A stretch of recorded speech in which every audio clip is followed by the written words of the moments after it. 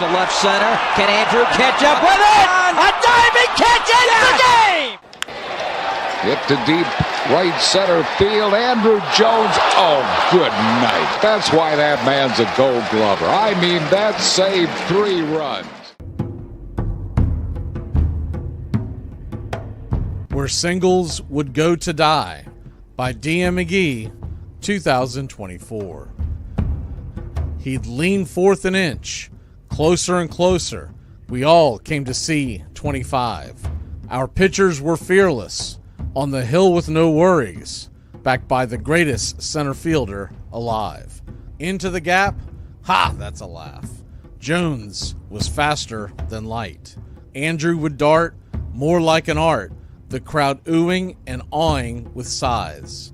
Bombs from the plate, speed on the base, a swing and a smile and big fly. But we came to gaze, and were always amazed, where Singles Would Go to Die. Where Singles Would Go to Die by D.M. Magee, 2024. Eat your heart out, Willie Mays. Exactly. That's a tougher play than Willie Mays made. Darn tootin'.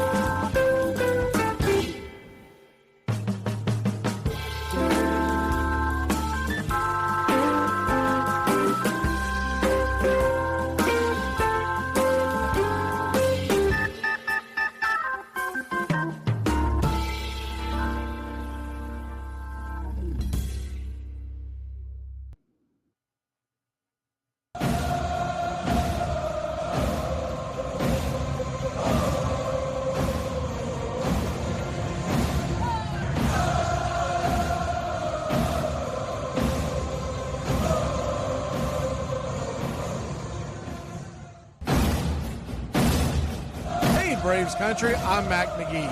Join us for Pitch by Pitch, Play by Play, the classic call of Braves Country baseball.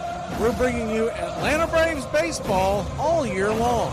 Jump into our pregame show, Braves Country Today, just before first pitch. Stick around for the postgame show, Braves Country Tonight, where we will open up the phone lines and react to your calls or your comments all year long. That's Braves Country Radio, pitch by pitch, play by play, your home for the classic call of Braves Country baseball.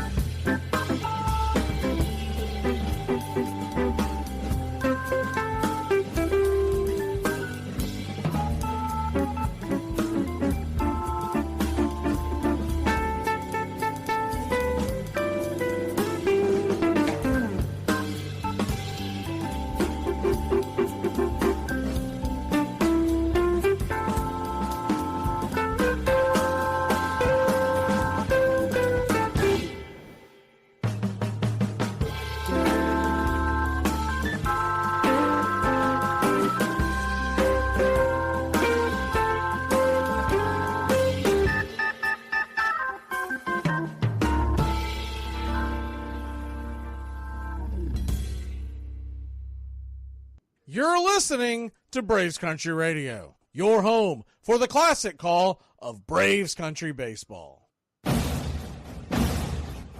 Hey Braves Country, this is Mac Magee with Braves Country Radio. We are bringing you pitch by pitch, play by play of your Atlanta Braves all year long. Please like and subscribe today. It's free and it helps us bring you more of the game we all love. Braves Country Radio, your home for the classic call of Braves Country baseball.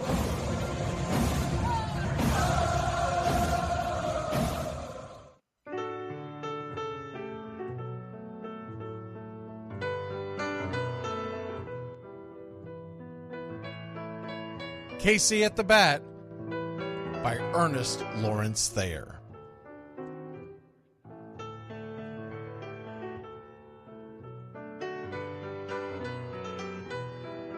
The outlook wasn't brilliant for the Mudville Nine that day. The score stood 4-2, but with 1 inning more to play. And when Cooney died at first, and Barrows did the same, a pall-like silence fell upon the patrons of the game. A straggling few got up to go in deep despair. The rest clung to the hope which springs eternal in the human breast. They thought, if only Casey could but get a whack at that, we'd put up even money now with Casey at the bat. But Flynn preceded Casey, as did Jimmy Blake, and the former was a hoodoo, while the latter was a cake. So upon that stricken multitude grim, melancholy sat, for there seemed but little chance of Casey getting to the bat. But Flynn let drive a single, to the wonderment of all, and Blake, the much despised, tore the cover off the ball. And when the dust had lifted, and men saw what had occurred, there was Jimmy safe at second, and Flynn a hugging third. Then from 5,000 throats and more rose a lusty yell. It rumbled through the valley, it rattled in the dell. It pounded on the mountain and recoiled upon the flat, for Casey, mighty Casey, was advancing to the bat. There was ease in Casey's manner as he stepped into his place. There was pride in Casey's bearing, and a smile lit Casey's face. And when responding to the cheers, he lightly doffed his hat.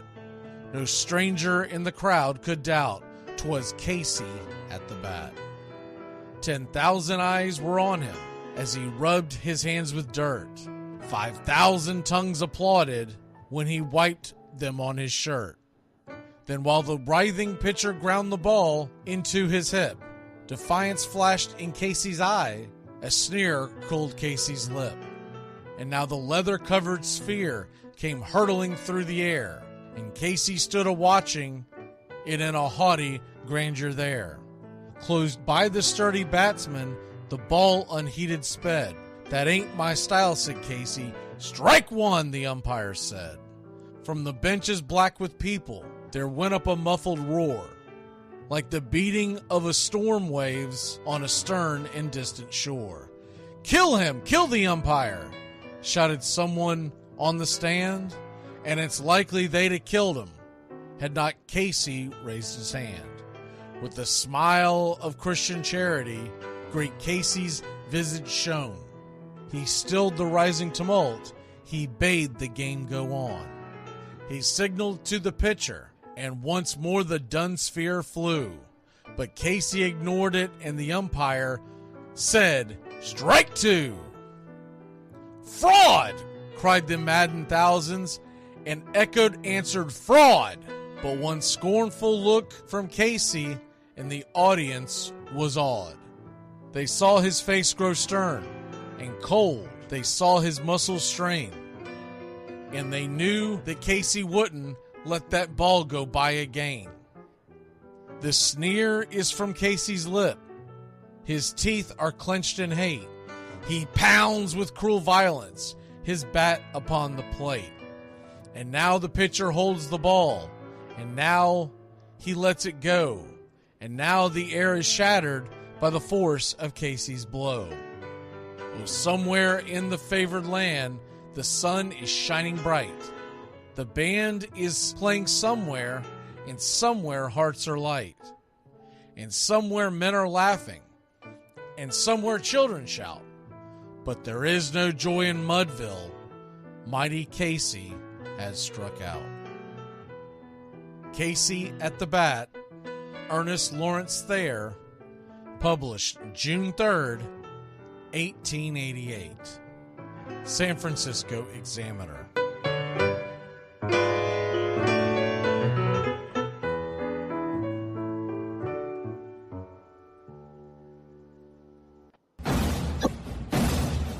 Hey Braves Country, I'm Mac Magee. Join us for Pitch by Pitch, Play by Play, the classic call of Braves Country baseball. We're bringing you Atlanta Braves baseball all year long. jump into our pregame show, Braves Country Today, just before first pitch. Stick around for the postgame show, Braves Country Tonight, where we will open up the phone lines and react to your calls or your comments all year long. That's Braves Country Radio, pitch by pitch, play by play, your home for the classic call of Braves Country Baseball.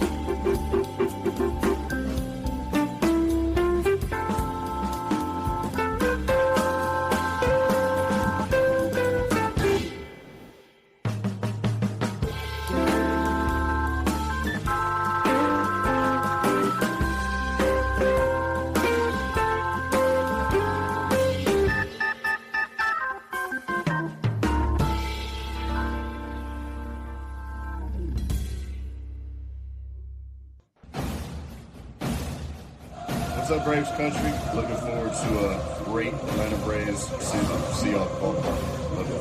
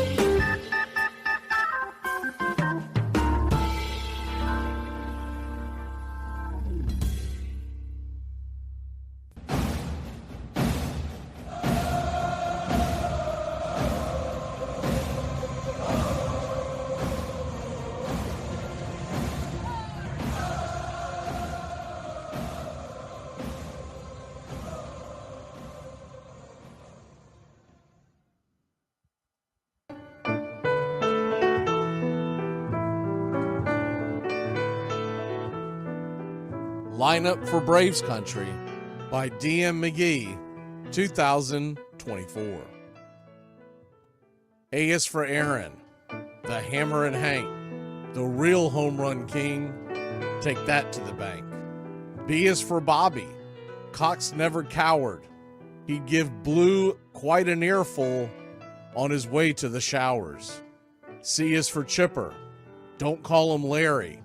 He would show up in Shea, the Mets he would bury. D is for David. Justice he'd bring. A Game 6 solo brought Atlanta their ring. E is for Eddie Matthews. 512 bombs away. Lit skies from Boston to Milwaukee to the A. F is for Fred. McGriff dog-biting crime.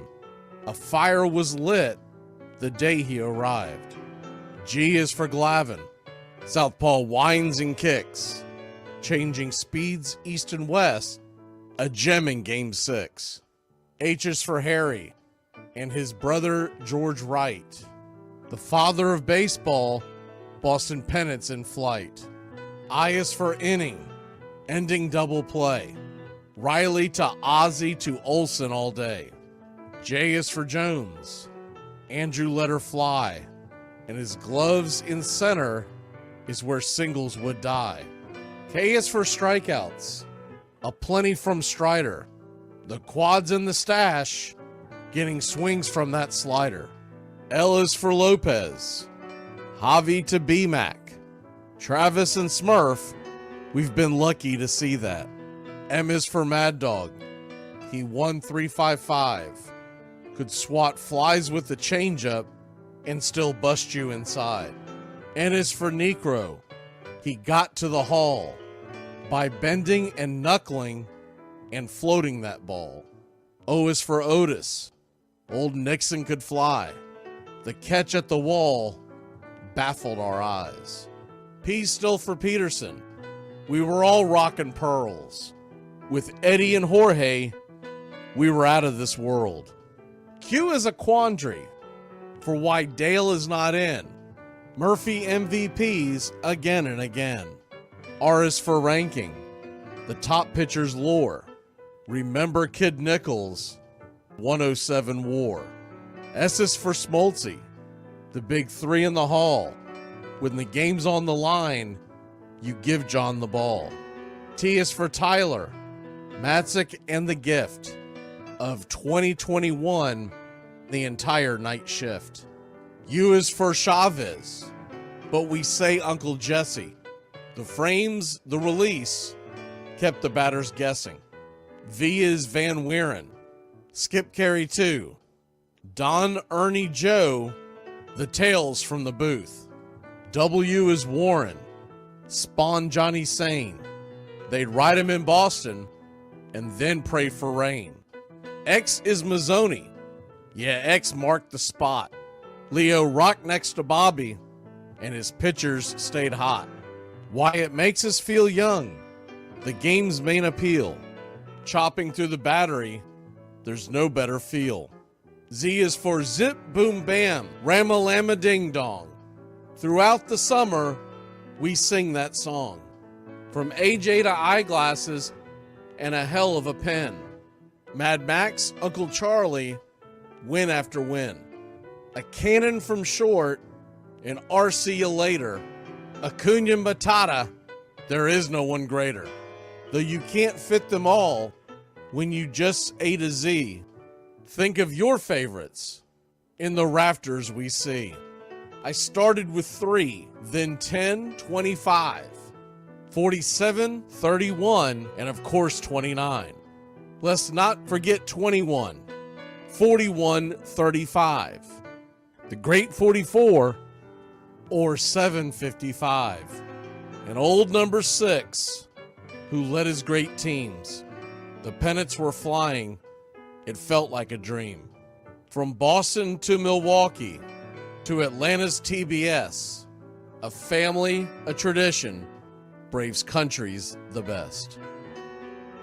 Lineup for Braves Country by DM McGee, 2024.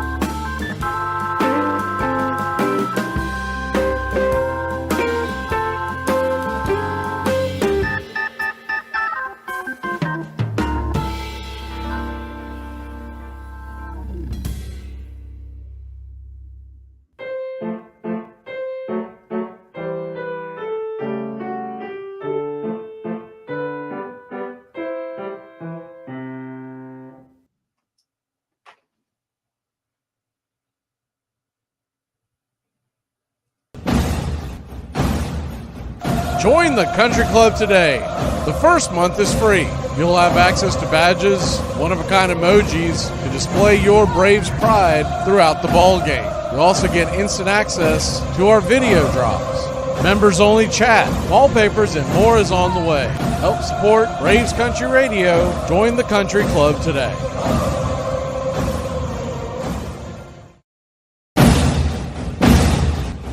Hey Braves Country, this is Mac Magee with Braves Country Radio. We are bringing you pitch by pitch, play by play of your Atlanta Braves all year long. Please like and subscribe today. It's free and it helps us bring you more of the game we all love. Braves Country Radio, your home for the classic call of Braves Country Baseball.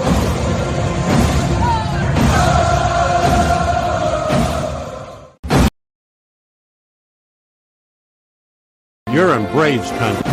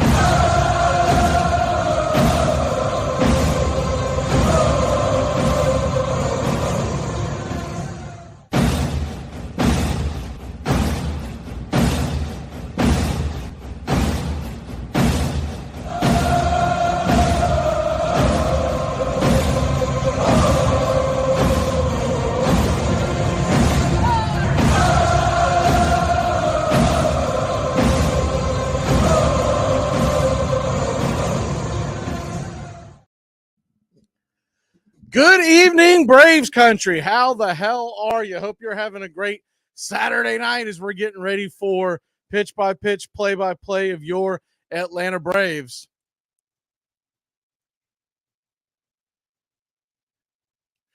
The Atlanta Braves are, look, we get one more win in this series, we win the series, and that's pretty good stuff when you're talking about being in the Bronx and facing a very good, this isn't one of these run-of-the-mill teams that they've had over the past couple of years.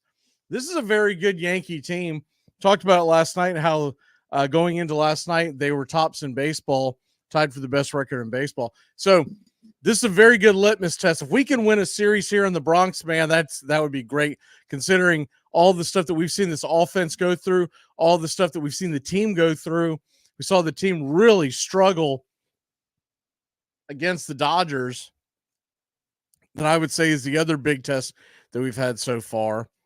We've had a couple of series here and there that you can point to and say, hey, we've done pretty darn good. But these are the series here, the ones on the road, the big teams on the road.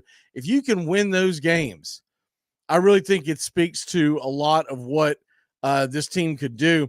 And we've got Charlie Morton on the mound tonight. And it doesn't look like they're going to change it. It looks like it's going to be Max Fried tomorrow.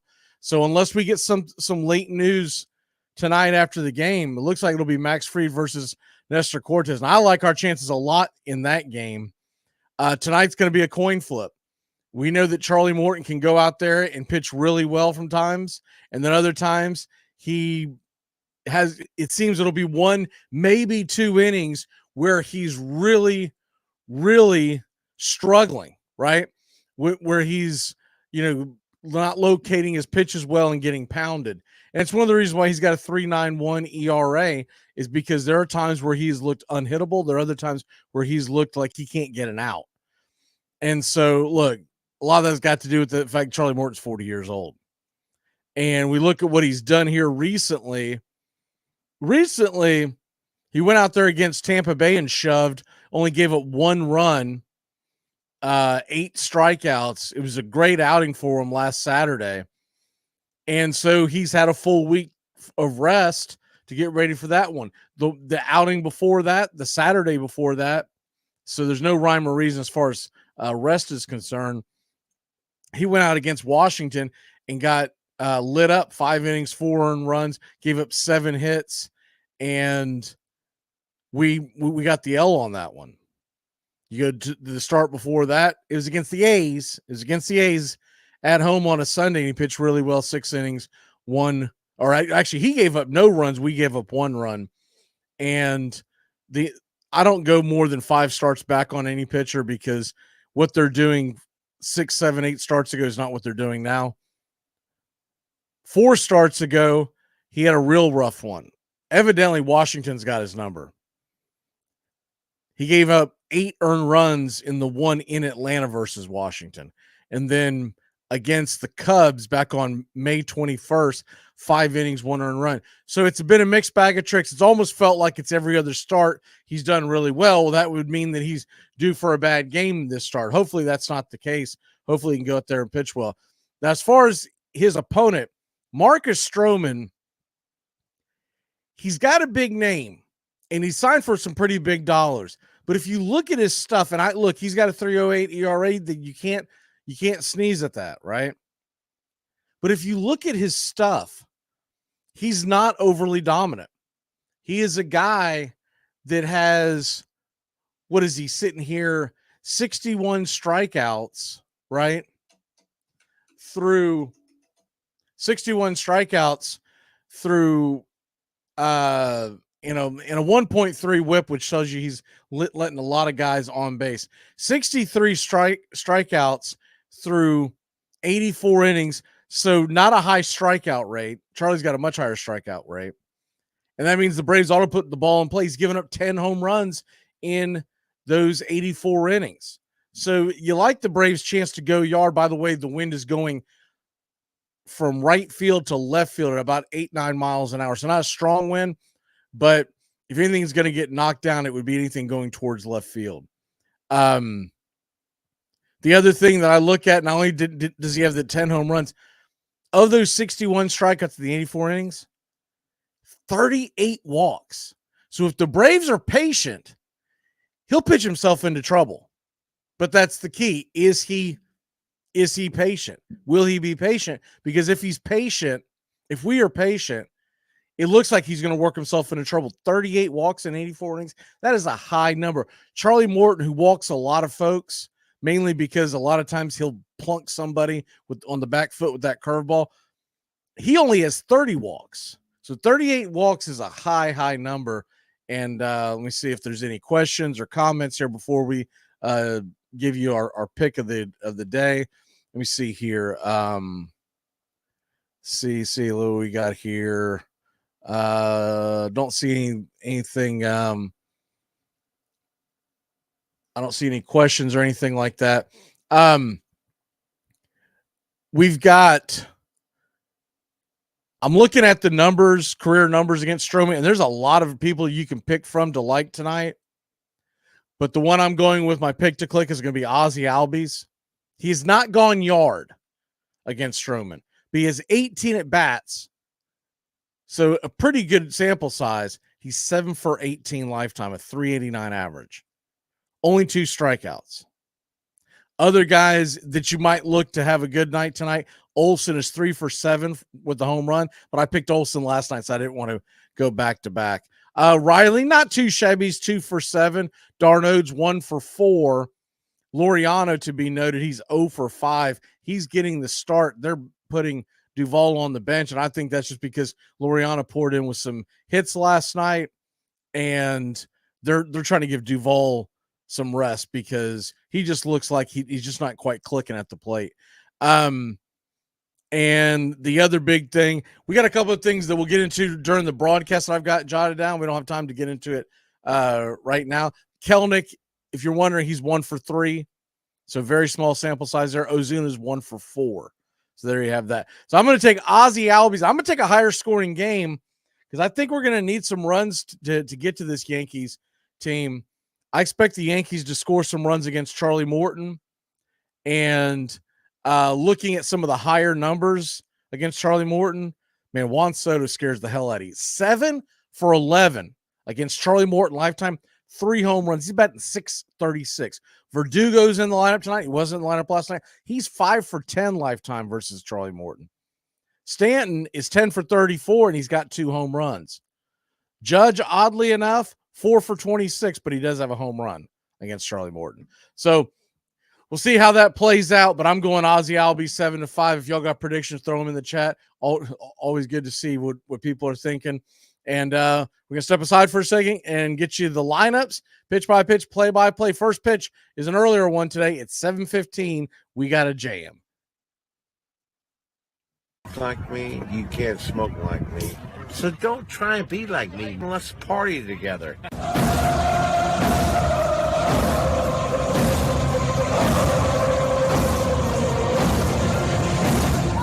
There's something kind of about a kid that's never played baseball.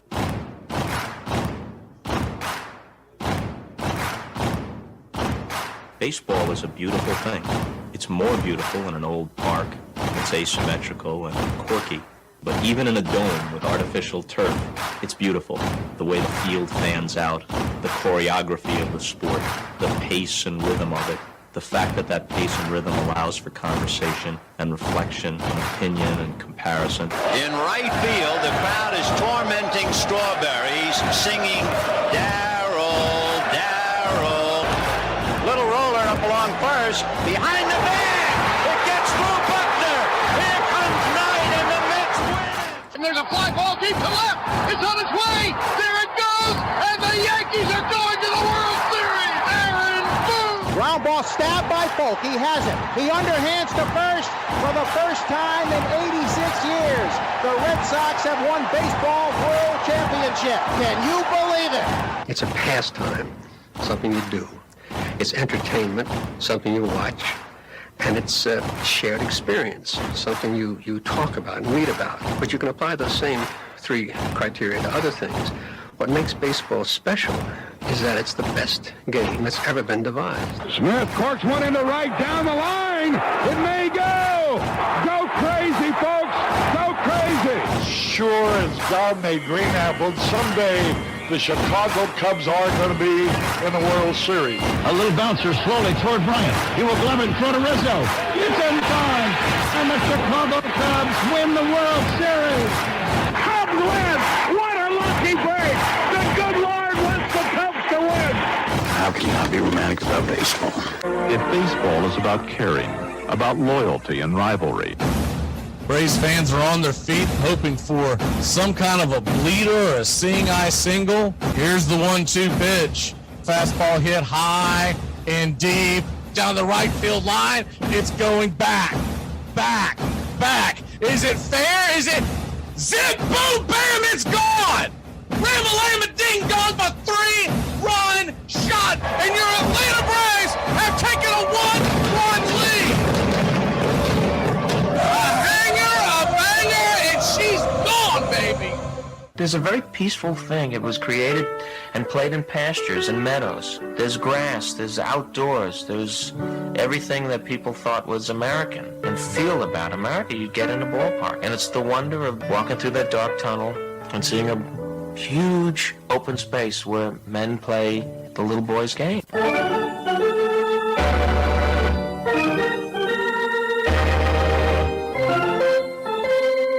I believe in the Church of Baseball. I've tried all the major religions and most of the minor ones. I know things. For instance, there are 108 beads in a Catholic rosary and there are 108 stitches in a baseball. I prefer metaphysics to theology. You see, there's no guilt in baseball, and it's never boring. It's a long season and you gotta trust it. I've tried them all, I really have. And the only church that truly feeds the soul day in, day out is the Church of Baseball.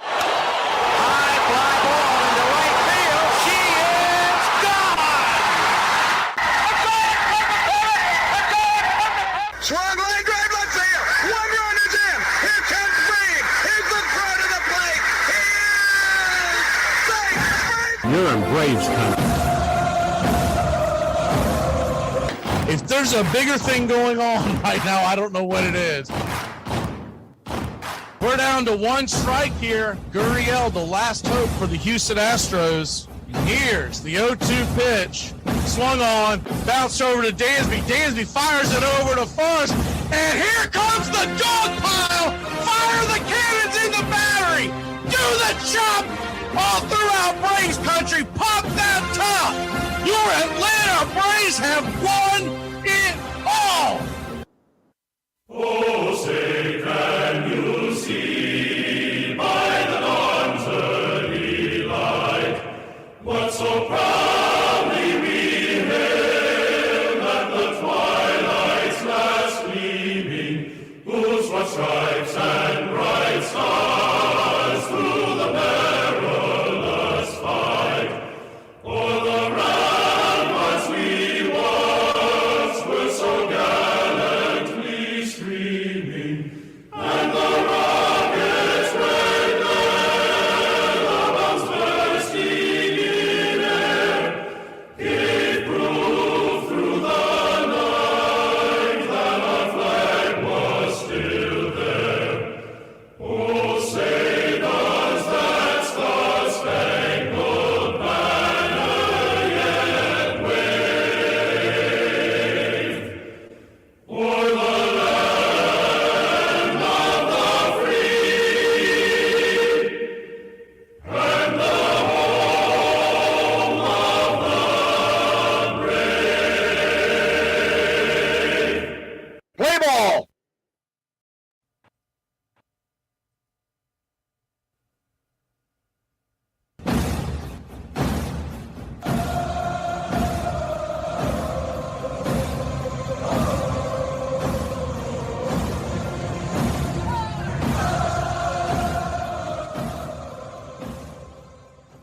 On a beer? 7 o'clock in the morning. Scotch? Hey, howdy, hi, and how the hell are you? Pull up an armchair, girls and boys, and join us for Braves Country Baseball. You're listening live, and the scene is Yankee Stadium in the Bronx, New York City, where we're set to bring you pitch by pitch, play by play of your Atlanta Braves. Hi, I'm Mac Magee. Here are your starting lineups for today's action. Leading off and patrolling center field for your Atlanta Braves, it's Jared Kelenic.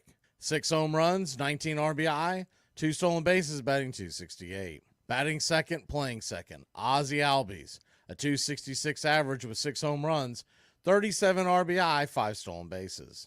Batting third, the designated hitter, Marcell Ozuna. He has a .311 average, 63 RBI, and 20 home runs. Batting cleanup and playing first, Matt Olson. The Ice House, 12 home runs, 40 RBI. He's batting .254. Batting fifth and playing third, Austin Riley. The rate comes in with a .251 average, 7 home runs, 29 RBI. Batting sixth and behind home plate, it's Travis d'Arnaud. d'Arnaud has 6 home runs, 22 RBI, batting .240. Batting seventh, playing right, Ramon Laureano. Laureano is batting .184 with 2 home runs, 6 RBI, and 3 stolen bases. Batting eighth and playing left field for your Atlanta Braves, it's Forrest Wall. Forrest has an RBI and a .333 average. Batting ninth and playing short, it's Orlando Arcia. He has 6 home runs, 22 RBI, a .214 average. On the mound for your Atlanta Braves, it's Charlie Morton Day. Uncle Charlie is 4-3 with a .391 ERA, a .126 whip, 73 2/3 innings pitched, 63 hits allowed, 76 strikeouts, 30 walks, and 6 home runs served. He'll be going head-to-head with Marcus Stroman. Stroman is 6-3 with a .308 ERA, a 1.3 whip, 84 2/3 innings pitched, 72 hits, 61 strikeouts, and 38 walks in 10 home runs served. Backing up Stroman in the bottom of the first inning, it'll be Anthony Volpe leading off and playing shortstop. 6 home runs, 27 RBI, 15 stolen bases, batting .272. Batting second, playing right, Juan Soto. 18 home runs, 56 RBI, 4 stolen bases, batting .304. Aaron Judge is in center field and batting third, a .301 average, 27 home runs, 67 RBI, 5 stolen bases. Playing left field and batting cleanup, it's Alex Verdugo. 9 home runs, 41 RBI, 1 stolen base, batting .254. Giancarlo Stanton is batting fifth and the designated hitter with 18 home runs. He has a .244 average and 45 RBI. Batting sixth and playing first is Ben Rice. He's 2 for 11 on the year with 1 RBI. Gleyber Torres is batting seventh and playing second. 7 home runs, 28 RBI, 4 stolen bases, batting .221. Wells is behind home plate and batting eighth with a .210 average, 2 home runs, 10 RBI, 1 stolen base. Cabrera is playing third and batting ninth. He has 5 home runs, 23 RBI, 2 stolen bases, batting .231. Calling balls and strikes behind home plate tonight, it's Derek Thomas. Your first base umpire will be Chris Conroy. Second base manned by Brennan Miller, and down the third base line, it's Mark Rippiger. Atlanta Braves come in 42-31 on the year, 11 over 500, and 18-18 on the road. The New York Yankees are 51-27 and 23-13 at home. The Bronx Bombers are -140 on the money line. The over-under is 8.5. Atlanta +1.5 on the run line at -175. Well, it's about that time. Grab you a cold one. Find you an armchair.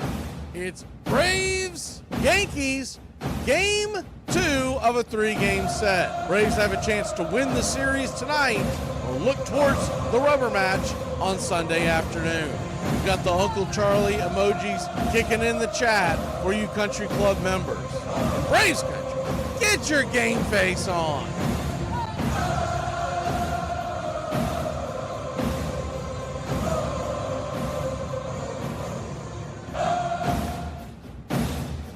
Get this bus moving. Stop. Come back. Too late. Roll call! Yeah! Roll call! You're in Braves country. Good evening, Braves country. Let's get it. Atlanta Braves Braves are in their road grays, laying on the chest, tomahawk underneath, in red outlined in navy. Marcus Stroman comes set. And yes, sir, it's baseball time in Braves country. First pitch on the way is an 89-mile-an-hour heater on the outer edge. It's 1-0. Braves nothing, Yankees nothing. Just getting going here in the top of the first inning here in Yankee Stadium.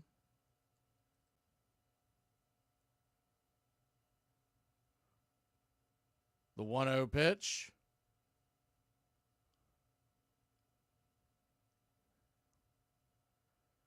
They are having some issues with the video in Yankee Stadium. I don't know what the hell's going on.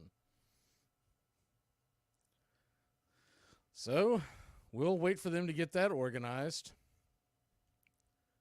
While they do that, we'll go back to the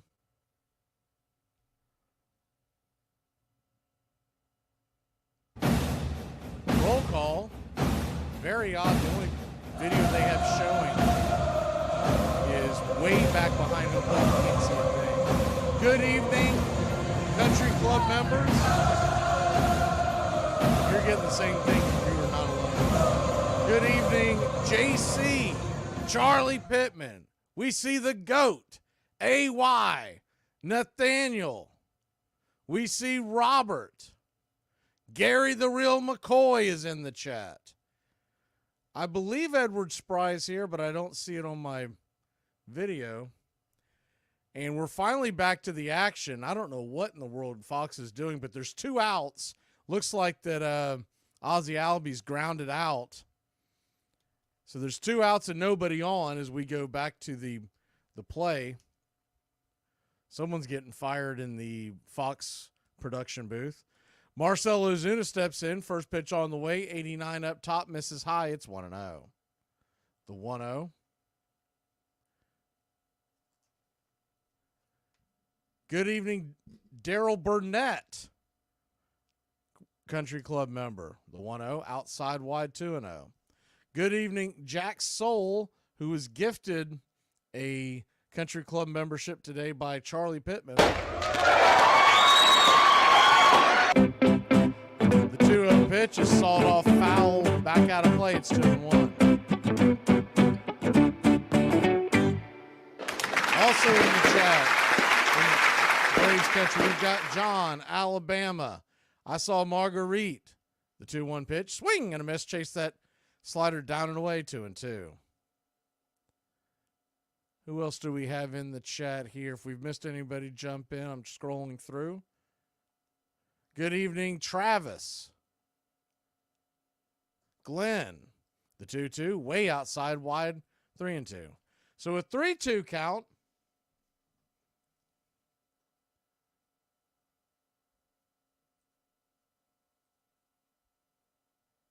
The 3-2 pitch, swung on, lifted high, into right center field, going back on the track. Zip, boom, bam, it's gone! Ramalama ding dong, a solo shot for your Atlanta Braves. And Marcell Ozuna, the big zoo goes yard, his 21st of the year. 394 happy feet into the bullpen here at Yankee Stadium. 101 miles an hour off the bat. Inside out at that swing and slammed it over the wall. So the big zoo makes it 1-0. That'll bring the Ice House to the plate. Matt Olson stands in. First pitch on the way. 91 misses just below the knees. It's 1-0. Do apologize for those first 2 outs. Don't know what happened because the Fox feeds spit the bit. The 1-0 swung on, sliced back, 1-1. I'm going to look it up real quick. Looks like Kelenic flew out to center and Ozzie Albies grounded out to first. So that's what we missed. The 1-1 to Olson. Stroman just 12 pitches into the evening. Olson stands in with a 795 OPS, 12 home runs, hit his 12th last night.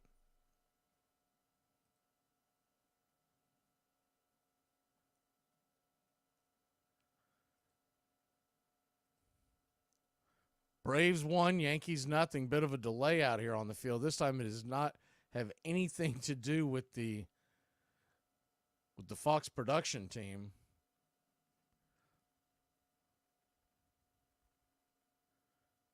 Looks like one of the trainers is running out to talk to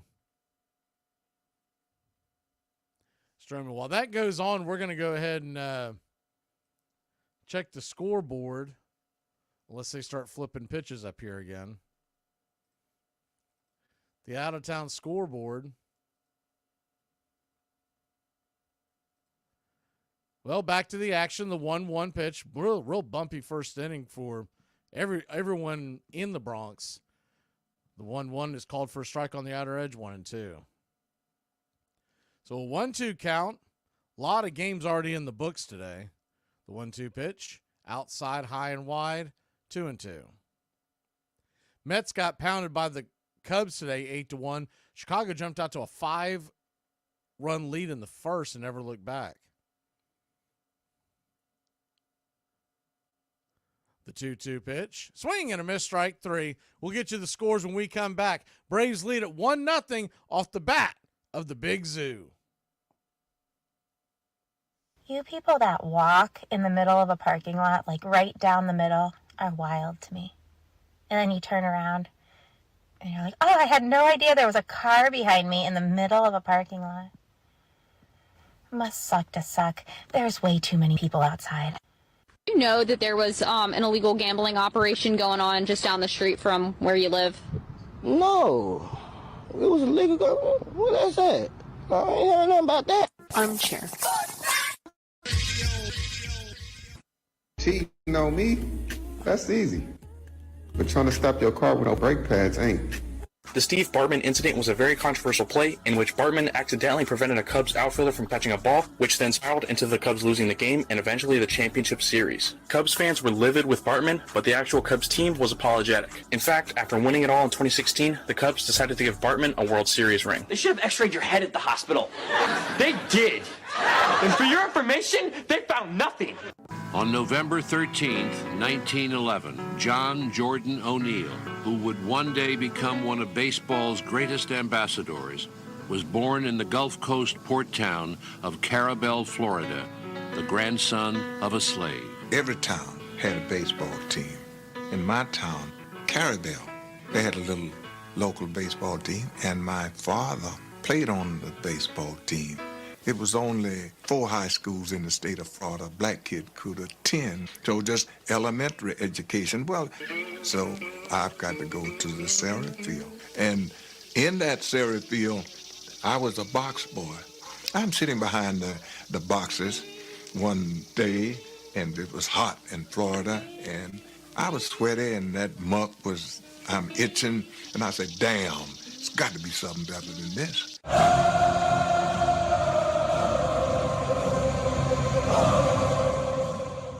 Welcome back to Braves Country Baseball. Atlanta Braves lead at 1-0. If you're just joining us, Marcell Ozuna hit his 21st home run of the year over the right center field wall. Charlie Morton warms up, and the first pitch from Uncle Charlie is a fastball on the outer edge for a strike. It's 0-1. Righty-righty matchup. Volpe, Soto, and Judge all due up. Soto has owned Charlie Morton. The 0-1 pitch, up high, wide, and out of the zone, 1-1. The key is going to be to keep anyone off base when Soto comes to the plate. Volpe walked to lead off the game yesterday. The 1-1 is well inside, 2-1.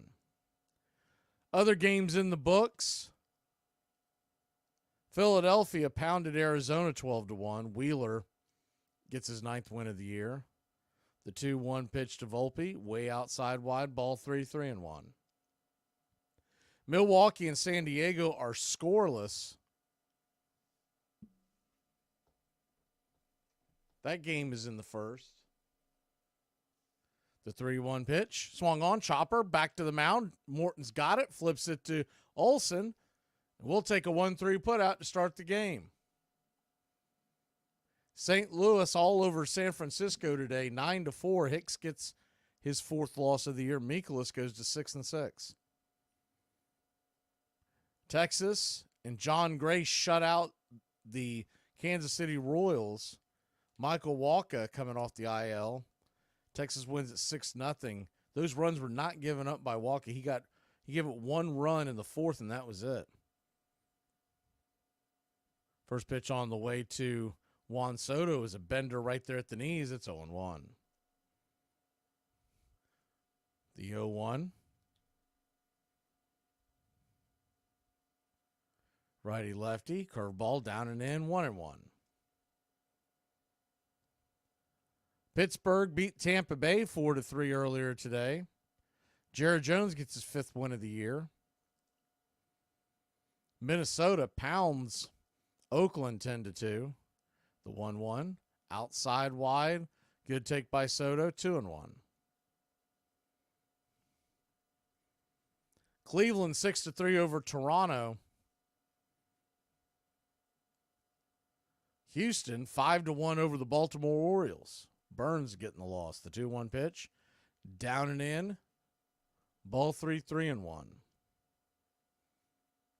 He gave up a couple of home runs today. One to Alvarez, one to McCormick. McCormick hit 2 on the day.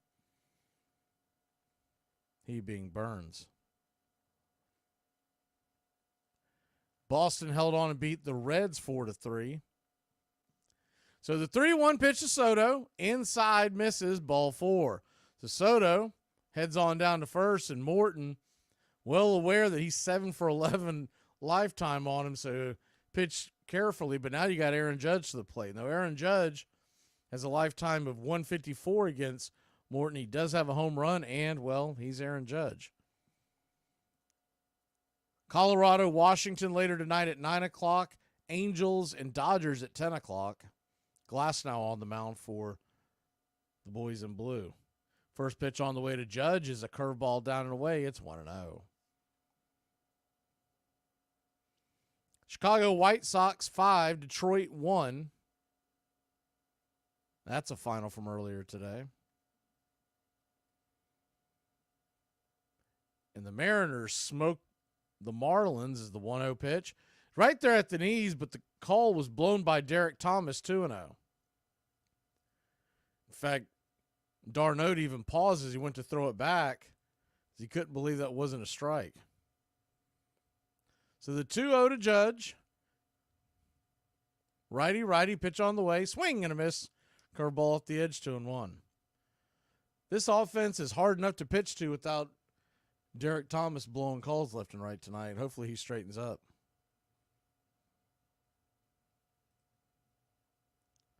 The 2-1. Kicks and fires. Nowhere near the zone. Did he go around? They're going to check down the line and said he did not. First base umpire Chris Conroy says that he held up.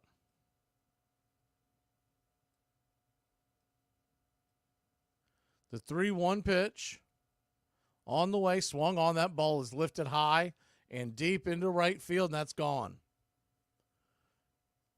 A 2-run shot, and the Yankees lead it 2-1. That's why you can't give Aaron Judge pitches like that. And I know what Morton's thinking. He's probably thinking the same thing.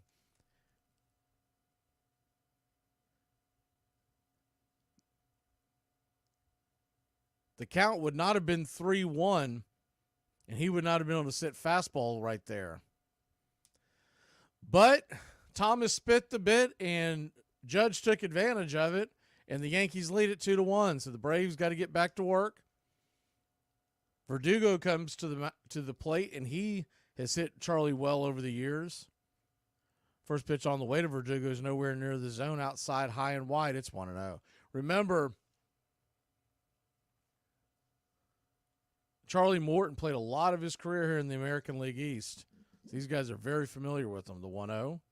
Curveball nowhere near the zone, 2-0.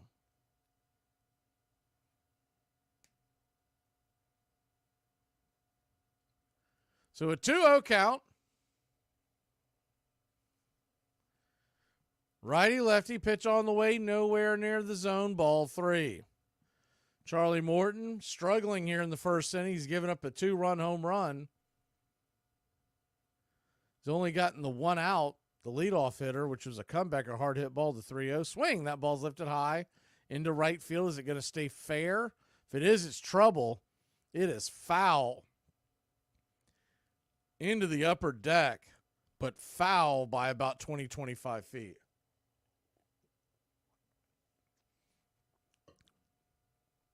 So another 3-1 count to one of the Yankee sluggers. The 3-1 pitch. Swing. Chop foul down the first base line. Full count.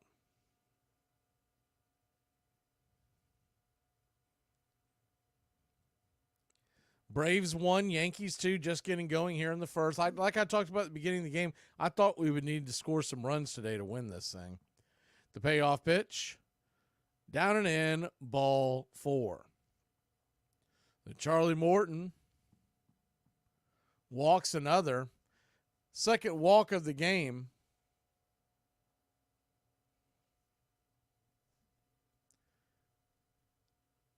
That'll bring another big bopper to the plate, Giancarlo Stanton. Stanton, righty-righty matchup. The first pitch on the way. Nowhere near the zone once again. Way outside wide. It's 1-0.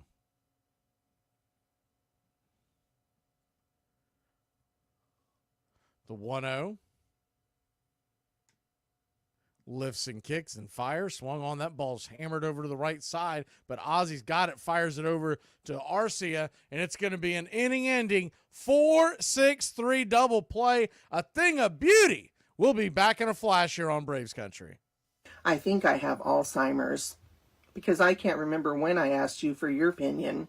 Crazy stats. Lou Gehrig hit his first career home run on September 27th, 1923. He hit his final home run on September 27th, 1938. In total, he hit 5 home runs on September 27th.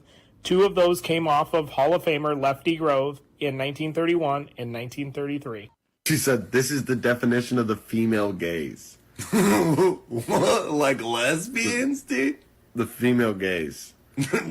No, they're called lesbians. No, the female gaze. But I'm not just saying that. Like they prefer to be called lesbians. Dude, the female gaze, like with your eyes. You gaze with your eyes. I have gay eyes. Do I have? It's almost not even worth it.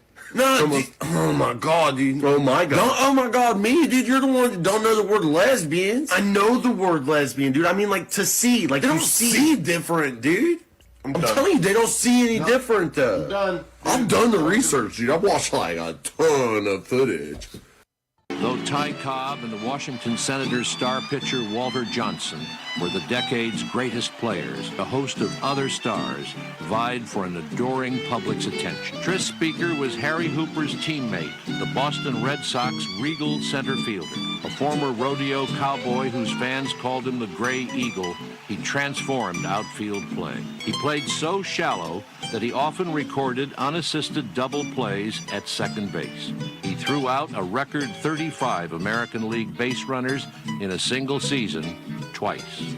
During a slump in 1910, he was asked by his manager to give up his cherished third spot in the batting order. Like hell I will, he said, and ended the season the Red Sox best hitter.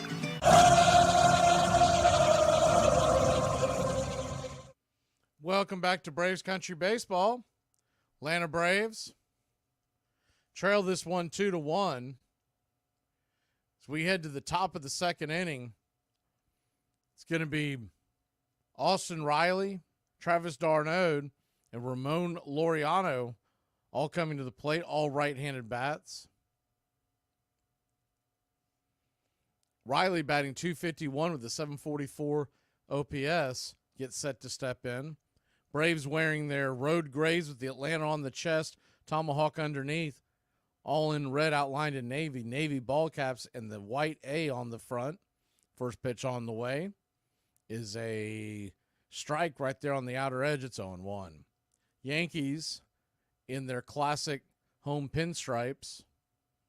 The 0-1 pitch. Swing. That ball's rifled into right field, deep into the corner. Is it gonna get? It's gonna get down. That gets down where the green grass grows. Here comes Austin Riley rounding first.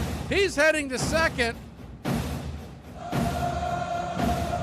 And we got one on, nobody out.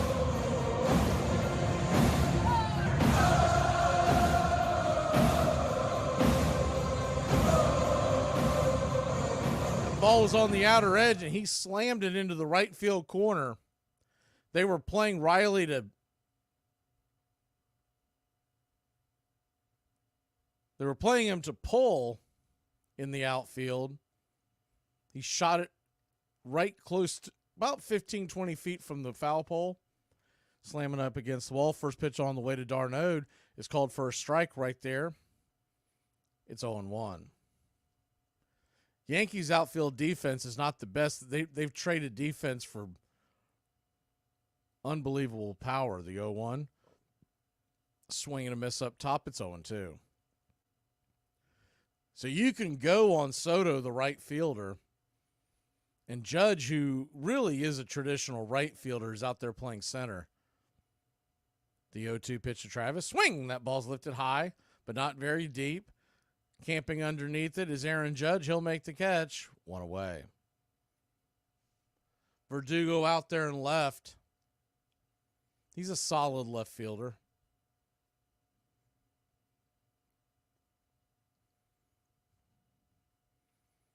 But on the defensive front, you would definitely give the Braves the nod in the outfield tonight. They've got a lot more pop in their bats in the outfield. So, Laureano comes to the plate. Laureano, who hit 3 doubles last night, takes the first pitch for a strike on the outer edge. It's 0-1. The 0-1 from Stroman.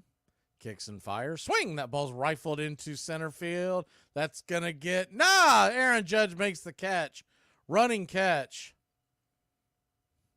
Thought that was going to die in front of him, but it just stayed up long enough to away. F8 in your scorecard. That ball's just a little further over. Not only does that get down, that probably gets in the gap.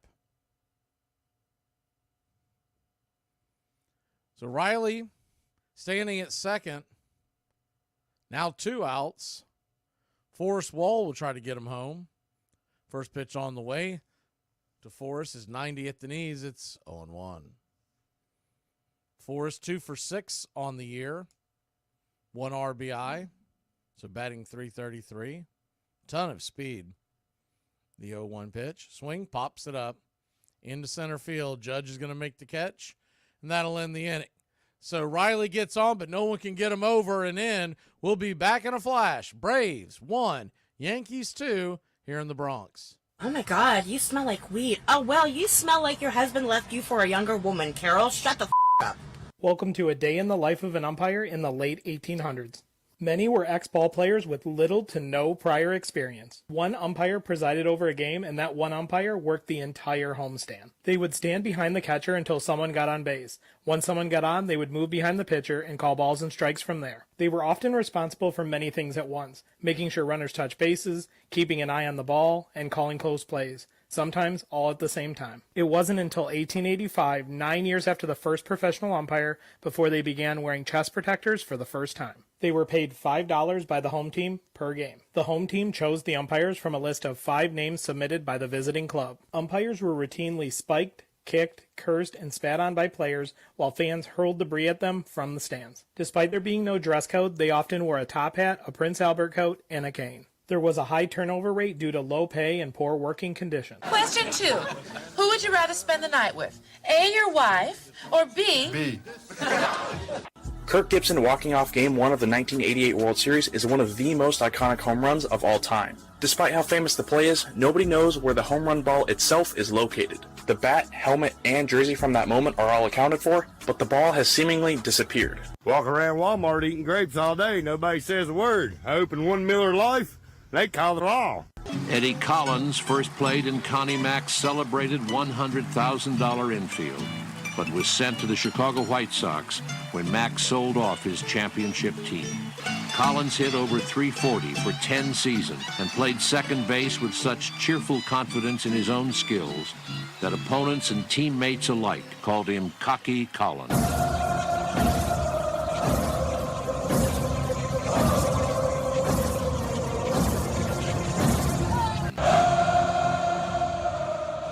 Welcome back to Braves Country Baseball. Atlanta Braves trail this one 2-1. Marcell Ozuna with the solo shot. Aaron Judge with a 2-run home run. So basically the difference in the game is that walk that Charlie gave up to Juan Soto. We start the bottom of the second inning, and Charlie fires a strike at the knees on the outer edge to Rice, Ben Rice. It's 0-1. Cracks me up that someone would name their kid Ben with the last name Rice. The 0-1, down and away, 1-1. There's no way, if he ends up in Braves country, there's no way he doesn't end up with a Uncle Ben Rice emoji. The 1-1 pitch. Curveball inside, 2-1.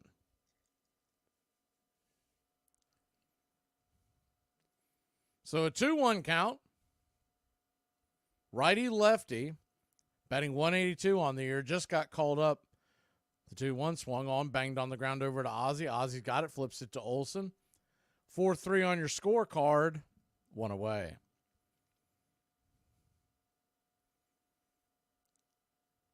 You're just hoping Charlie can get through this lineup 2.5, maybe even 3 times. Turn it over to the pen, and hopefully the Braves are still punching in it and get a chance to win it in the end. Still believe they'll put some runs up on Stroman. First pitch on the way to Torres is swung on, banged on the ground. Arcea's got that one with these. It's going to be a 6-3 putout. The Magic Kingdom over to the Ice House, and there's 2 down.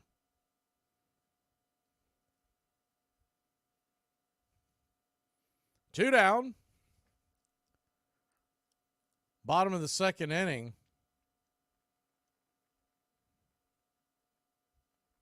Charlie Morton's at 28 pitches.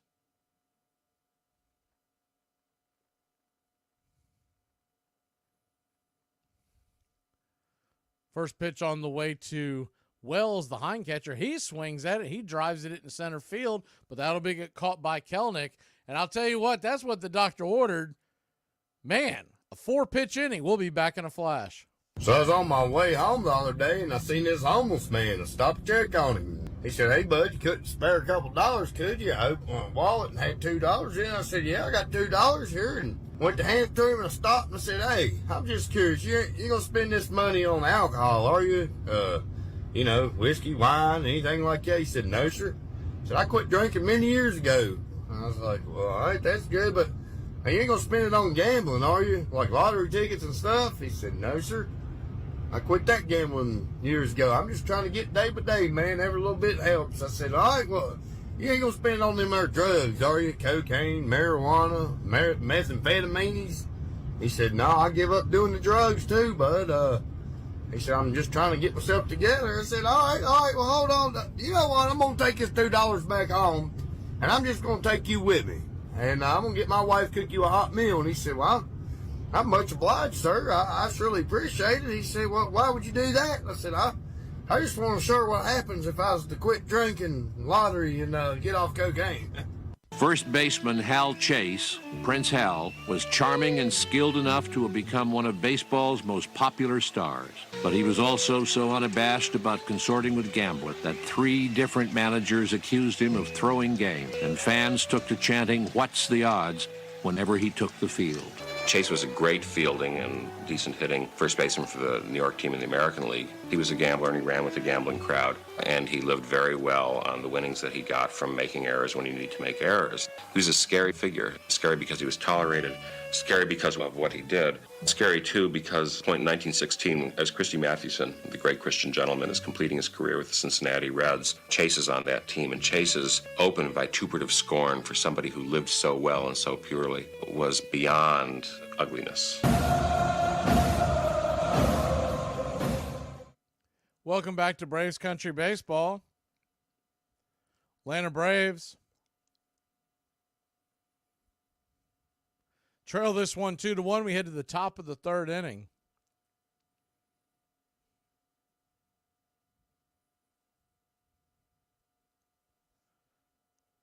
Leading off for Atlanta will be Orlando Arcia.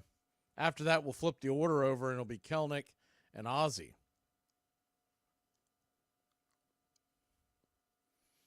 First pitch on the way to Arcia is right there for a strike on the outer edge. It's 0-1.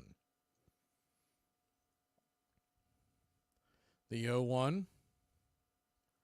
Kicks and fires outside wide. 1-1.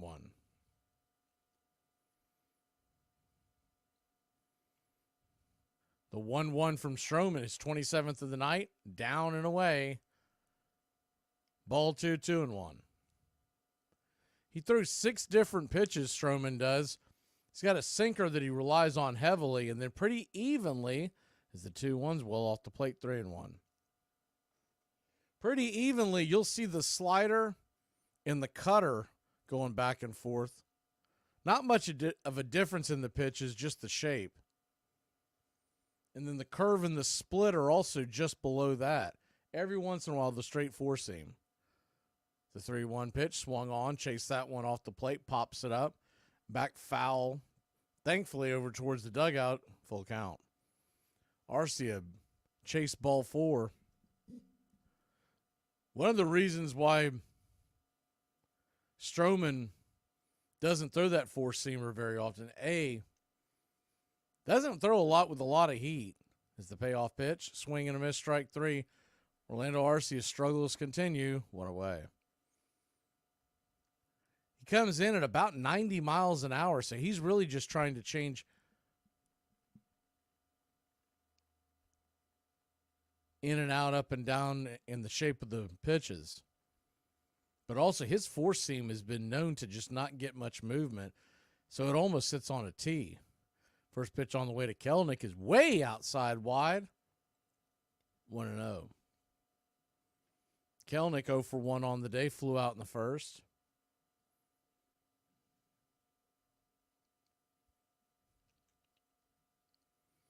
Righty-lefty. Stroman comes set. Brings it. Down below the knees, 2-0. I don't know where you bat or Arcia in the lineup. No matter where you put him, he's turned into an automatic out. The 2-0 pitch, inside ball 3-0. And in tonight's lineup, I kind of would have liked to have seen. I get why they didn't do it, because you'd have back-to-back lefties. But if they bring a lefty in, they're pinch hitting for Wall anyways. So I kind of would have liked to have seen Wall batting 9th. And if he gets on, him and Kelenic, going back-to-back, the 3-0 to Kelenic, just grabs the outer edge for a strike, paints the corner, 3-1.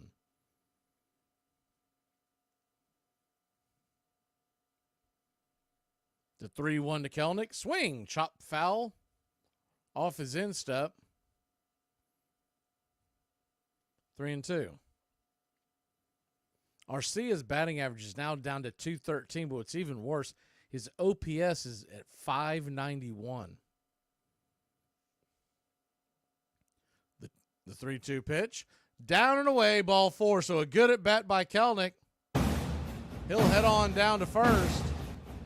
1 on, 1 out, and the Wiz coming to the plate.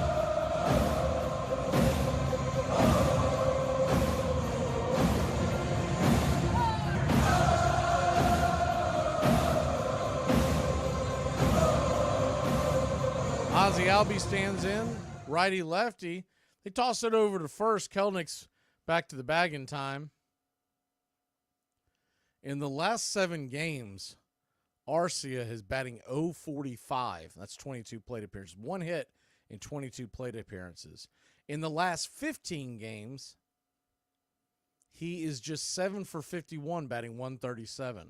His OPS in that time span is just over 400 First pitch on the way to Ozzy's up high and out of the zone. It's 1-0. If you go back to last month, the last 30 games, he's still only batting 171 in an OPS of 488. The 1-0. Up top, misses same spot, same pitch, 2-0. Wells and Stroman want that call. It's a pretty close call. But to be fair, he called the first one a ball. Going back to that same well, all puns intended, the 2-0 pitch up top did not go around, ball 3-0. So they have gone to the same pitch, back to back to back. It's all been cutters. The top of the zone, and you can tell Stroman's getting very impatient with it. Wells is trying to frame it, but it is high and out of the zone. The 3-0 pitch swung on. That ball's hit on the ground to first, and we're going to get a 3-6 double play. Ozzy Albies swinging at one that he shouldn't have with a 3-0 count. We'll be back in a flash. Why did the old man fall into the well? Because he couldn't see that well. Hey, Braves Country, I'm Mac Magee. Join us for Pitch by Pitch, Play by Play, the classic call of Braves Country baseball. We're bringing you Atlanta Braves baseball all year long. Jump into our pregame show, Braves Country Today, just before first pitch. Stick around for the postgame show, Braves Country Tonight, where we will open up the phone lines and react to your calls or your comments all year long. That's Braves Country Radio, pitch by pitch, play by play, your home for the classic call of Braves Country baseball. We're in place, Buford, you listening? Now get this. That's when the subcommittee had to reallocate the funds, and then Lou Gehrig hit his first career home run on September 27, 1923. He hit his final home run on September 27, 1938. In total, he hit 5 home runs on September 27th. 2 of those came off of Hall of Famer Lefty Grove in 1931 and 1933. One of baseball's most beloved stars was Cleveland pitcher Addie Joss. He was nicknamed the human hairpin because of his height and the exaggerated motion with which he hurled the ball. He had won 20 or more games 4 seasons in a row and was a favorite with fans and players alike. Even opposing players enjoyed hearing him harmonize with Ed Walsh of the Chicago White Sox. But Joss had a terrible secret. He was suffering from meningitis. He struggled through the 1910 season, even pitched a no-hitter without telling anyone. But he collapsed before an exhibition game the following spring. Joss died 11 days later. He was just 31.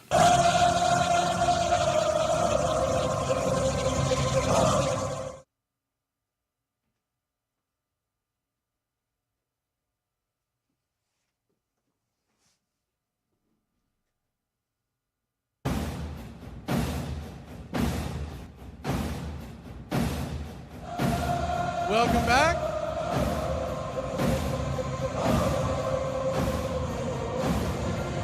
I'll be lucky to get back to the local broadcast. See, man, these national broadcasts are terrible. Charlie Morton goes back to work. First pitch on the way from Charlie is 94, well off the plate. It's 1-0. The 1-0. Kicks and fires. Swing. That ball sliced into left field. That's going to get down for a base hit. So the number 9 hitter, Oswaldo Cabrera, leads off the third inning with the single, and the Yankees have 1 on, nobody out.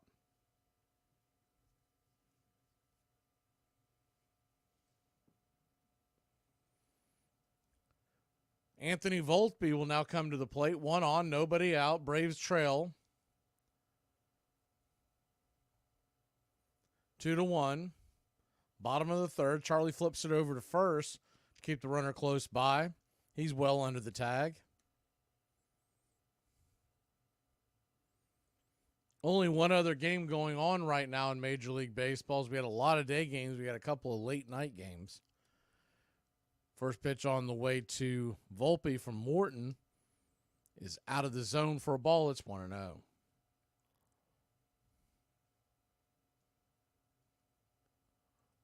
The 1-0.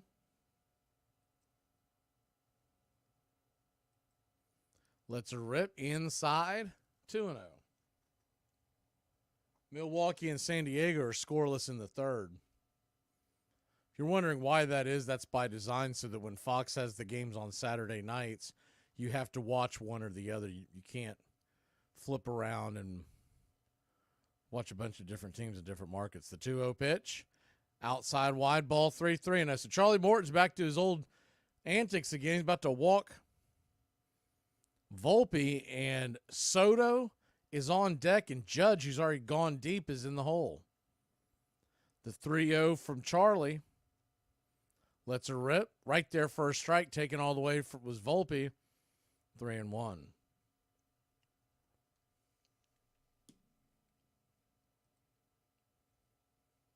Three-one count. That's what you would have liked to have seen Ozzie do with that 3-0. Instead, he banged the sinker in for a double play. The 3-1 misses down and in, ball 4. So, runners on first and second, nobody out. And Juan Soto comes to the plate. He's got 18 home runs on the year, a 304 average, and a 997 OPS. Not to mention 7 for 11 lifetime against Morton. First pitch on the way is check swing foul. It's 0-1. Hit him with that curveball on the outer edge, and Soto started to stop his swing but got a piece of it. Would have been a strike either way.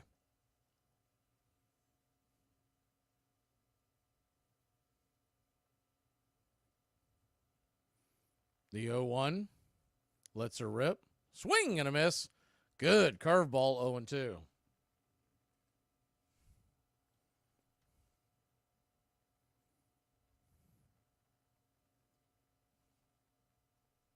So an 0-2 count.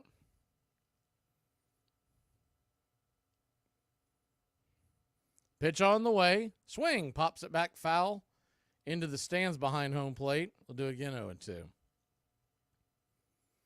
JC says 2 things I can't stand: bad defense and walks, and then he added in base running, so that's 3 things. Yeah, I mean, the fundamentals drive you nuts as a fan because we all know how you're taught to play the game early on. The 0-2 swing, that ball swatted into right field. That's down for a base hit. Hard hit ball, sizzled off the bat. Because it was hit so hard, both runners go station to station, and the bases are loaded. Aaron Judge coming to the plate. That's not what you want. Aaron Judge, who's already got a 2-run home run, is batting .304, 1127 OPS. Hit his 28th home run of the year earlier. He has 6 career grand slams, going for number 7. First pitch on the way to Judge is a curveball down and away. Did he go around? He did. It's 0-1. You know, in a perfect world, you were trying to figure out a way to get out of this jam without giving up any runs. But when the bases are loaded with who they've got up at the plate and who they got looming on deck, I'd be okay with giving up 1, even 2 runs. The 0-1, curveball down and away, 1-1. If you could walk out of here down 3-1, you'd kiss the ground because the Braves offense looks like they're starting to wake back up, and it's not the death nail it was a couple of weeks ago.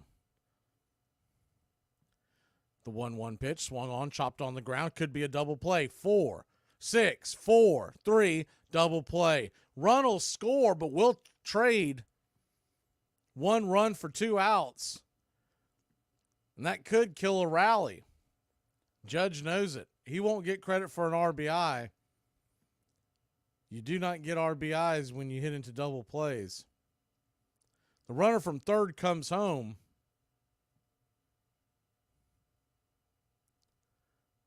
And the runner at second heads to third. So you got a runner at third and 2 outs. A chance to get out of this with Verdugo coming to the plate. Stanton stands on deck. Man, I've never seen so many belts broken by this infield. Arce is changing his belt once again. I don't know how they're doing that. Ozzy's had a couple of them break on it, but that's usually been with base running, sliding face first, breaking it that way. I don't know what he did to break that one. So 2 down, runner on third.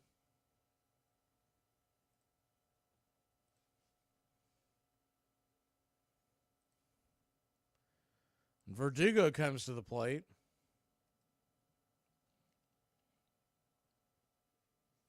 Pitch on the way to the left-hander, swung on, hit on hard on the ground. To Arcia, he's got it, fires over it to first, and that'll end the inning. I'll take that all day long, as we said before. 3-1 your score, but man, it could have been a lot worse. We'll grab the bats here in a flash. Michigan, Ohio State feels like you're asking me to pick which one of your kids is my favorite, and I just can't, because I don't like any of your kids. Camden Yards is where the Baltimore Orioles play their home games. The ballpark was actually built very close to where Babe Ruth was born. In fact, Ruth's father allegedly owned a pub exactly where center field is today. Lager, the beer that brought the forest down. I drive an exotic imported sports car. I eat exotic foreign food like frankfurters and pizza. But when it comes to numbing my mind, I'm a patriot. I drink the beer that brought the forest down. I'm a lager man. And hey, it's happy hour somewhere. Lager brings out the patriot in you. Hey babe. Yeah. I decided that tonight I'm gonna skip out on Tuesday night football and take you on a date. Really? Yeah. Okay. Do you want to? Yeah. We can go get sushi or something. Yes. Okay, let's do it. Okay. Sure. Yay! Actually? Yeah. I figured I'd put a break on football for a little bit, just because I feel like we watch it a lot. It's a game where the emphasis during the course of it is put on a single individual. Fly ball goes out towards the left fielder, and he has this moment of what's going to happen. Fred Snodgrass, who was one of the great players for the Giants back in the old days, I think it was in 1912 he missed a fly ball which lost the Giants the World Series. When he died, this enormously successful man at the age of 83 or something like that, a banker in California or whatever, Fred Snodgrass dies, muffed fly ball in 1912. I mean, this, and despite his success, despite his joys or grandchildren and so forth, there was this one stigma that was attached to him for the rest of his life. So it does indeed have to do with, you better catch that fly ball out in left field or you're marked forever.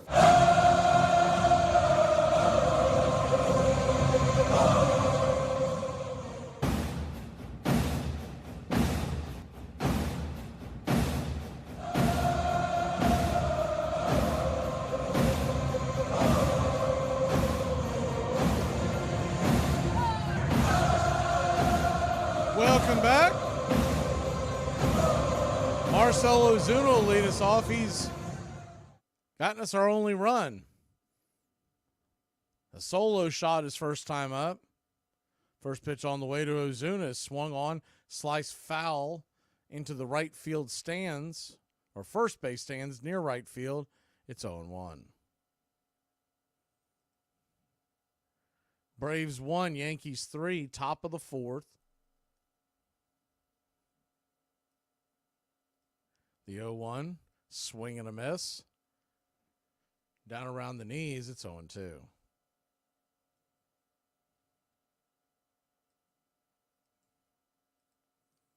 Marcell Ozuna asked for time.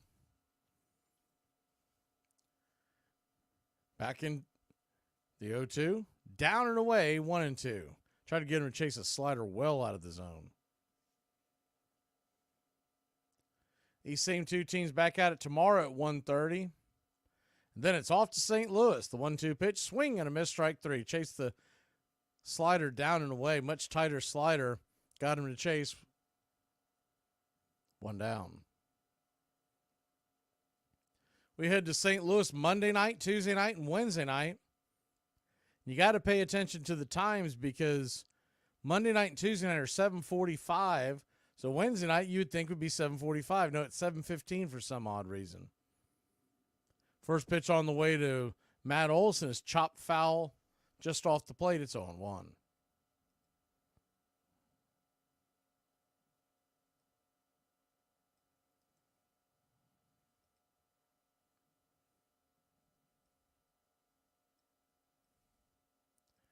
The 0-1. Swing! Swats it back foul behind home plate. 0-2. Looked like the cutter was on the outer edge of the plate. You got an 0-2 count. Nobody on, 1 out. The pitch from Stroman. Swing! Pops it back foul. Got underneath that one. Do it again, 0-2.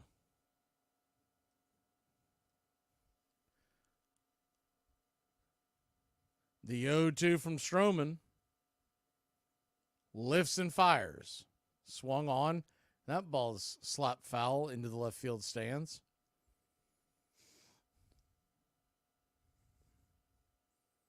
Do have a new Reds country out here on Braves Country Radio. Country Club members can check out. Talk the NL wild card along with the NL Central, the 0-2. High and out of the zone. 1-2. Stroman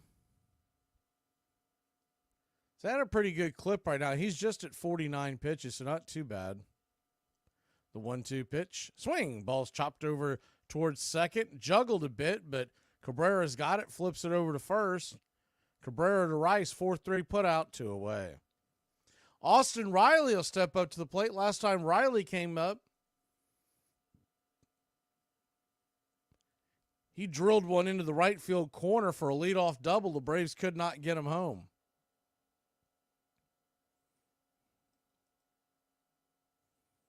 Righty-righty matchup. The first pitch, 86 off the edge, 1-0.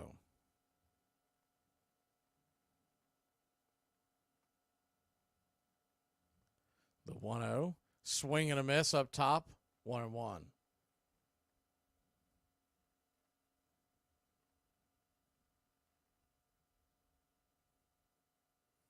The 1-1 to Riley is an 84-mile-an-hour slider that drifts inside for a strike, 1-2.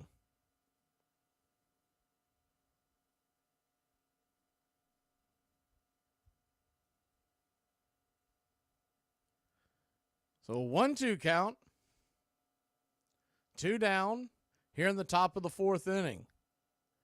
The pitch. Swing! And that ball's hit high, but not very deep. It's going to die at the just before the warning track in left field. Riley got around on it, but just got underneath it. We'll be back in a flash. The Braves trail 3-1. What are you putting on makeup? When you find the pumps to match your skirt. Get out in the gym, start warming up. Let's go. Here are some baseball facts that you might not have known. Kevin Youkilis is known for having a very interesting batting stance. He's also known for working a lot of walks and having a great mindset at the plate. Over his 10-year career, he had 297 plate appearances that went to a 3-0 count, and every single time, he didn't swing the bat. Francisco Liriano, in 2012, he signed a deal with the Pirates, but the contract was quickly voided. This is because he broke his arm trying to scare his kids on Christmas, but the deal went through a few months later. Armchair. John McGraw's New York Giants had never really recovered from the Merkle boner, the base-running error that cost them the pennant in 1908. Though they remained a perennial National League power with superb pitchers like Christy Mathewson and Rube Marquard, and won the pennant in 1911, they couldn't seem to win a World Series. Then, in 1912, after dominating the league throughout the season, they faced one of the greatest of all Boston Red Sox teams in the World Series. The Red Sox had won 105 games, an American League record, and their intimidating lineup included Harry Hooper, Tris Speaker, and a dazzling fastball pitcher named Smokey Joe Wood. Smokey Joe Wood was a pitcher who, though not remembered nearly as well as Walter Johnson, was at his peak his equal, and such that in the 1912 season they both had these extraordinary streaks of winning 16 consecutive games. When he was at his prime, it was Walter Johnson who said of him, "There's no man alive throws as hard as Smokey Joe Wood."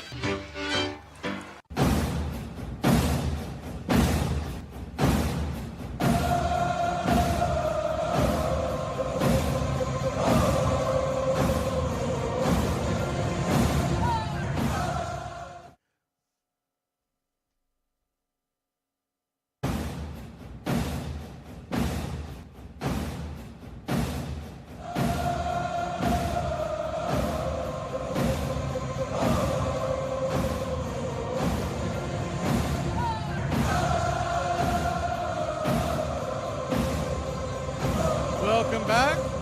Charlie Morton goes back to work. Giancarlo Stanton leads us off. First pitch is at the knees for a strike. It's 0-1. The 0-1. Righty-righty matchup. Morton lets her go. Curveball nowhere near the zone. 1-1. 1-1 count. Bottom of the fourth. Nobody on, nobody out. The 1-1 pitch. Swing and a miss. It's 1-2. Braves head to St. Louis, then do a quick stop off in Chicago to face the White Sox Thursday afternoon as the 1-2 pitch swung on. That ball's lifted high and deep into right center field. Kelenic misplays. It looks like a clown out there. It's going to be in a double. I don't know what in the world Kelenic was doing. Should have been an out. Kelenic lost it. I think that might have been the same thing. Remember, it was about this time yesterday that Duvall lost the ball. He started turning back, running towards the fence, looking over his left shoulder, spun around looking off his right shoulder, and he was nowhere near it. I mean, it is bad. That is going to be on every highlight reel for the next day or so. Come on. First pitch on the way to Rice. It'll be scored to double it, but just like the Duvall one last night, this one's even worse because he spun around and slammed into the wall like a Muppet. First pitch to Rice is right there for a strike. It's 0-1. The 0-1. Down and in, 1-1. 1-1 count.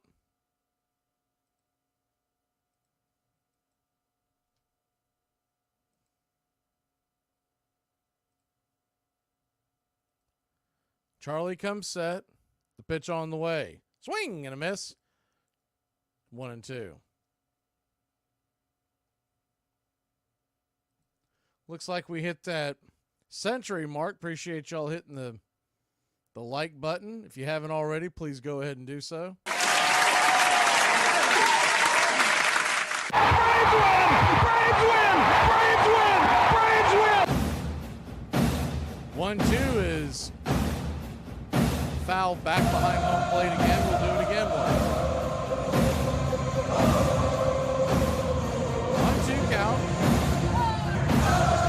Runner at second, nobody out.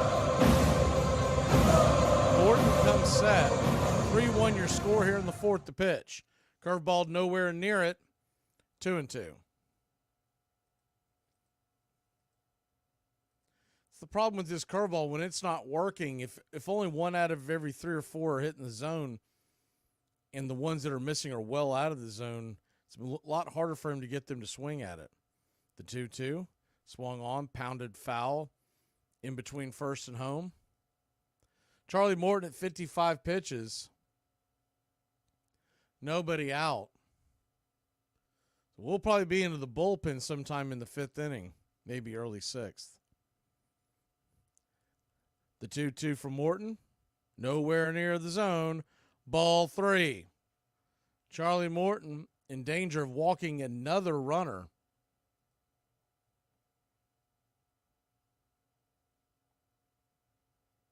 He's walked 3 already. The payoff pitch. Swung on. That ball's lifted into right field. Making the catch is Laureano. He'll fire it into second. Stanton just gets back in time, not the swiftest of base runners. Stanton almost ran himself out of a rally. So one down.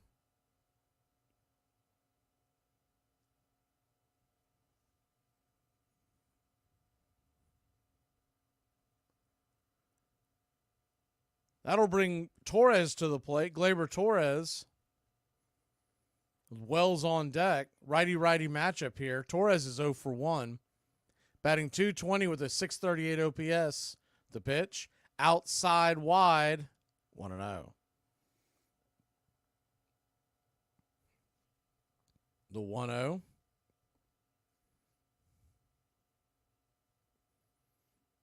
Stanton at second. 1 out. The pitch from Morton. Just off the plate. 2-0.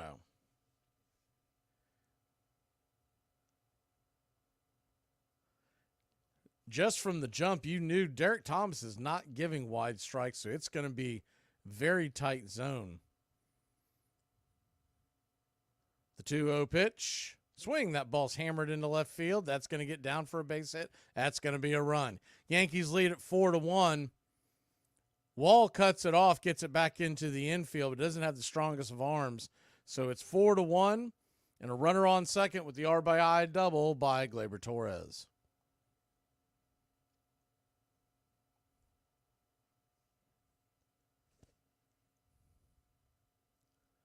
Charlie Morton. We know he's at the end of his string, but, man, it's getting harder and harder to watch him pitch every single game. You almost wonder if they're going to put him on a ghost IL.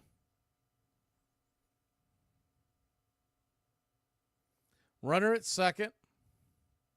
1 out. First pitch on the way is a swing and a miss by Wells, the left-handed hind catcher. It's 0-1.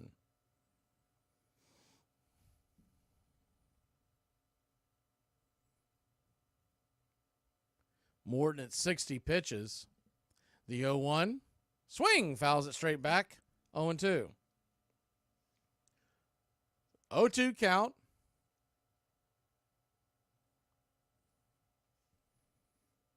Braves trail 4-1 here in the fourth inning. Still a long way to go in this one, but you'd like to keep it where it's at.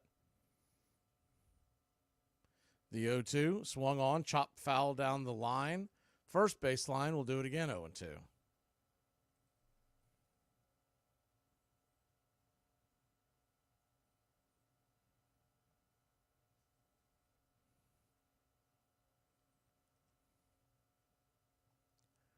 Charlie Morton looks back the runner at second. The 0-2 pitch. Swing and a miss, strike 3. Big strike out there for out number 2.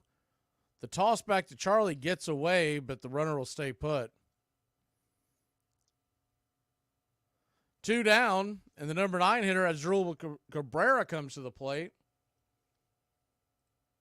Cabrera is 1 for 1. He scored a run.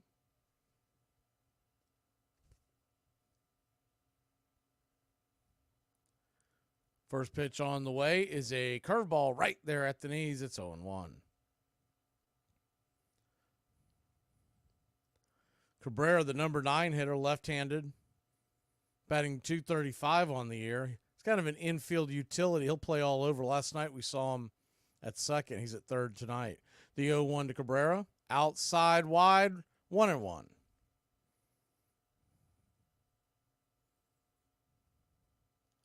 The 1-1 count.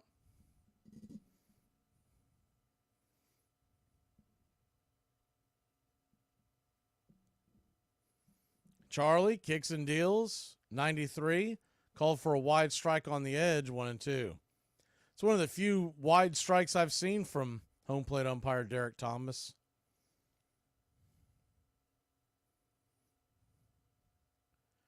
Yankees 4, Braves 1. Bottom of the fourth, game 2 of a 3-game series. Atlanta won last night 8-1. The 1-2 pitch. Swing. Sliced it back. Giving chase is Riley. He'll make the catch right there at the third base dugout, and that'll end the inning. So the Braves cough up another run. It was earned, but Kelnick knows better. We'll be back in a flash here in Braves Country. Can I have the keys? No! You're out of my will! You're out of my will! That's right. We'll see who croaks first. Here are some baseball facts that you might not have known. Herman Long was a shortstop who played at the turn of the 20th century who set a record in 1889. The record he set was the most errors in a single season with 122, which he accomplished in just 136 games. For reference, the most errors by a player in 2021 was only 24. LeBron James playing at the level he's playing this year already. I mean, it is unbelievable. I gotta remember to record this, man. Yeah, you're not editing nothing. You don't got that talent right now. Armchair. The 1912 World Series was a fiercely fought contest, on and off the field. Fans followed the action by telegraph and on scoreboards mounted in saloons and city squares all across the country. When I was 13 years old, I got a job posting scores in an old-fashioned corner saloon at 85th Street and 1st Avenue. At World Series time, a complete play-by-play came over the ticker, and the management had me stand on a platform and read the tape in a loud voice. This was 1912, remember? Giants and the Red Sox. And the saloon was jammed to overflowing with hundreds inside and out, eagerly following each game's progress. No individual, whether player, manager, owner, critic, or spectator, who went through the 1912 World Series will ever forget it. There never was another like it. From the lofty perch of the bleacherite, it was a series crammed with thrills and gulps, cheers and gasps, dejection and wild exultation, recrimination and adoration, excuse and condemnation. Spalding Guide.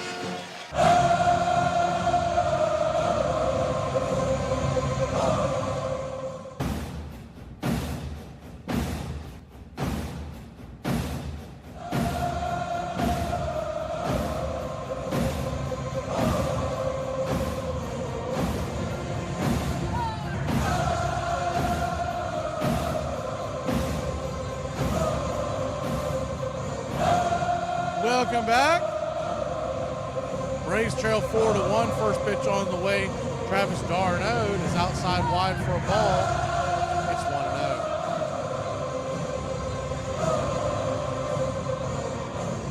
1-0. 1-0. Down and away. 2-0.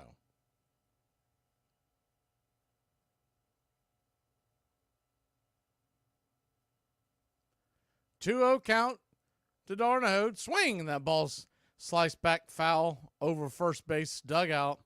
2-1. Braves will head back to St. Louis on Monday through Wednesday, and then Thursday, a 4 p.m. I believe it's actually 4:10 p.m. is the 2-1s chop foul 2-2. 4:10 p.m. against the White Sox, just a stopover, one game to make up for the rain out in the second series of the year in Chicago. The 2-2 swung on, chopped over towards third, scooped, flips it over to first, and it's a 5-3 putout, one away.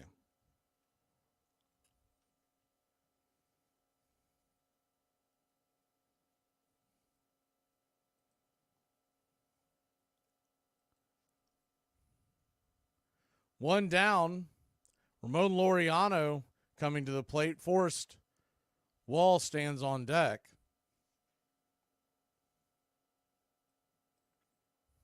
First pitch on the way to Laureano is down and away for a ball. It's 1-0.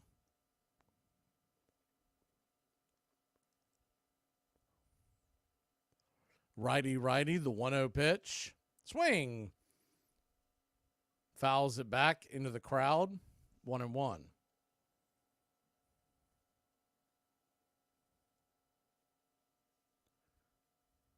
Laureano 0 for 1 on the day. He had 3 doubles last night. The 0-1 swung on. Same pitch, same result. Fouled back into the crowd over the first base side.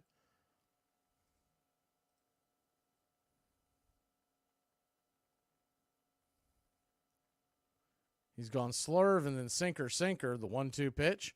Caught, looking, strike 3. Right there on the outer edge. May have been a touch off, but a little too close to take when you got 2 strikes.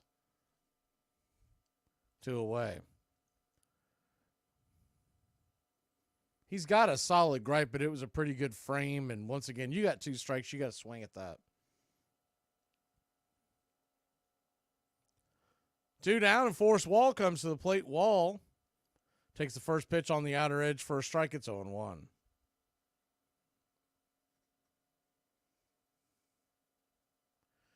The 0-1, high and inside, 1-1. Jackson Merrill has just gone yard for the Padres. San Diego leads Milwaukee 3-0. That game's in the fourth, the 1-1. Outside wide, 2-1.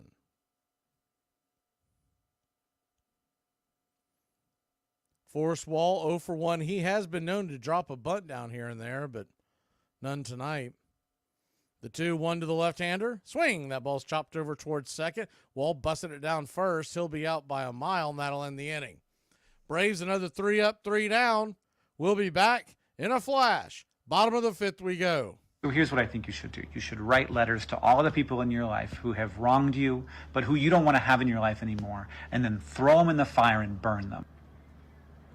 Okay, but what do I do with the letter? What would you say is your #1 holiday film that you have to watch every year? My favorite holiday film, you know what? It's got to be Elf. Because once again, Jon Favreau, I don't know if I'm saying it right, and Will Ferrell just knocking it out the park. Could have said your own movie. Do I have a Christmas movie? Which one is mine? Oh, The Holiday! Obviously The Holiday. Nancy Myers, genius. Let's do this. We're baseball players. I'm going to buy a brand new wood bat, take one swing, and it's going to snap. We're baseball players. I spend more time warming up than I actually do playing catch. We're baseball players. We're all addicted to caffeine. We're baseball players. I'm going to overthrow you in catch play and say, that's my bad. But in reality, don't care. We're baseball players. We wear Oakleys everywhere we go because how are you going to know I'm raw at baseball? We're baseball players. I'm going to go down looking on 3 pitches, and when the dugout asks how the pitcher was, I'm going to say he sucks. We're baseball players. I'm going to bring a fresh bag of seeds to the game, and they're going to be gone by the end. We're baseball players. We're going to reference the movie Benchwarmers anytime we get a chance. What are you doing? Eating day-old donuts. My friend Terrence, he's the manager. He leaves them out back for me. Why? It's called eating your feelings, ass bag. Mom's going to walk into the bus till I'm 40, all right? If you ever want to break into Randy Johnson's house, you might want to think again. When being interviewed about gun violence in 1995, Johnson was quoted as saying, "I don't own a gun, but I keep a bag of baseballs near our bed. If someone breaks in, they better be wearing a batting helmet because I'm going to throw at their head." For over half a century, I've had to live with the fact that I dropped a ball in a World Series. Oh, yes, you're the guy that dropped that fly ball, aren't you? For years and years, whenever I'd be introduced to somebody, they'd start saying something and then stop, you know. Afraid of hurting my feelings. John McGraw felt so bad for his center fielder that he raised Snodgrass's salary $1,000. Welcome back to Braves Country Baseball. Your Atlanta Braves trailing 4-1.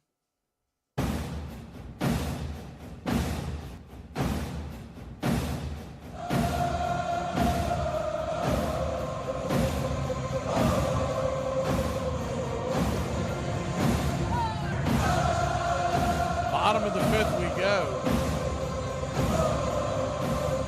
Charlie Morton back out there, 67 pitches in. First pitch on the way to Volpe is swatted back straight foul up against the screen behind home plate. It's 0-1. Charlie Morton, 68 pitches in. The 0-1, swing and a miss. Curveball down and away, 0-2. Volpe, Juan Soto, and Aaron Judge due up.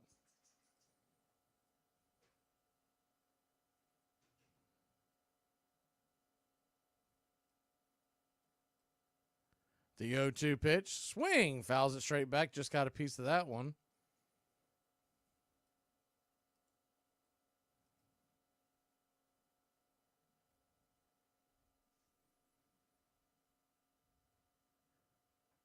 Yankees 4, Braves 1. The 0-2 pitch. Right there for a strike. Caught, looking, strike 3. Four-seamer on the outer edge. Go grab some pine. 1 away. Threw straight cheese out there on him on the outer edge.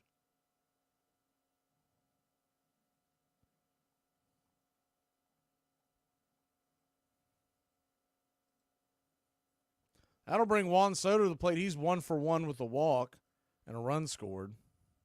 First pitch to Soto.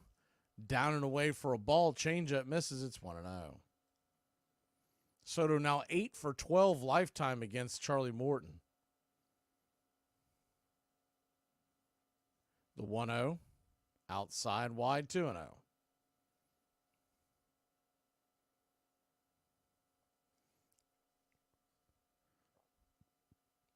Four to 1 your score, 2-0 your count. Charlie Morton wheels and deals. That pitch is outside wide, ball 3-0. So a 3-0 count. He wants nothing to do with Soto. The one pitch that he's hit, he hit it hard into right field. The 3-0 to Soto. Down below the knees, ball 4. So another 4-pitch walk by Charlie Morton. Charlie Morton has now walked 4 batters, only striking out 2 tonight. And Aaron Judge comes to the plate looking to do what he did in the first inning when Soto walked with 1 out, and that's drive 1 over the fence for a 2-run shot.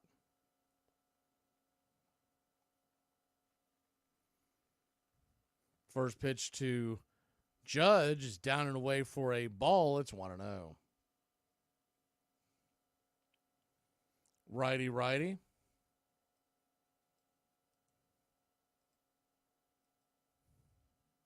The 1-0 from Charlie. Swing! That ball's hammered down the third base line. Just foul. 1-1.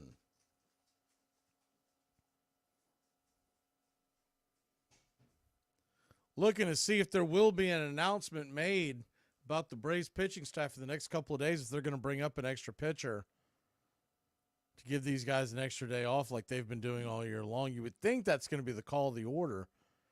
My guess would be Elder, the 1-1. Swung on, chopped foul, 1-2.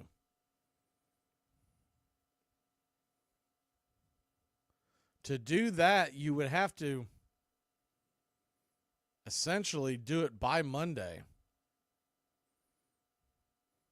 Unless you go ahead and let Schwellenbach pitch on normal rest and do it on Tuesday. The 1-2 pitch. Swing! That ball's lifted high. Not very deep. This time Kelnick can find it. He'll make the catch. 2 down. Can't wait to see what he has to say about that. He had to have lost it in the lights.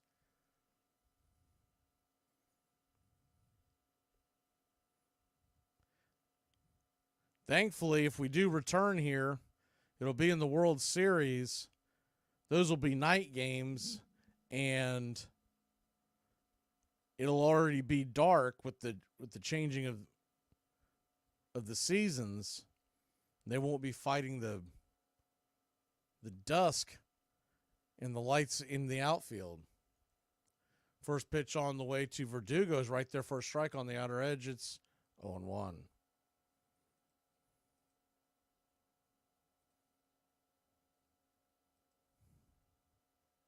The 0-1. Rips and fires down below the knees, 1-1. Got a 1-1 count. Braves trail just 4-1. The pitch on the way, swing and a miss. Nice curveball, 1-2.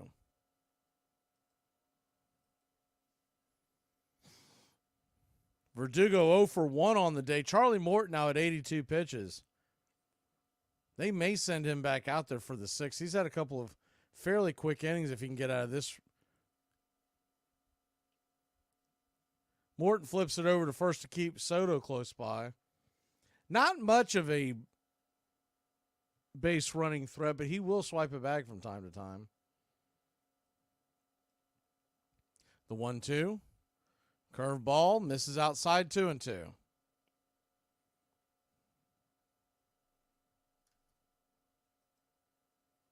You had a 2-2 count.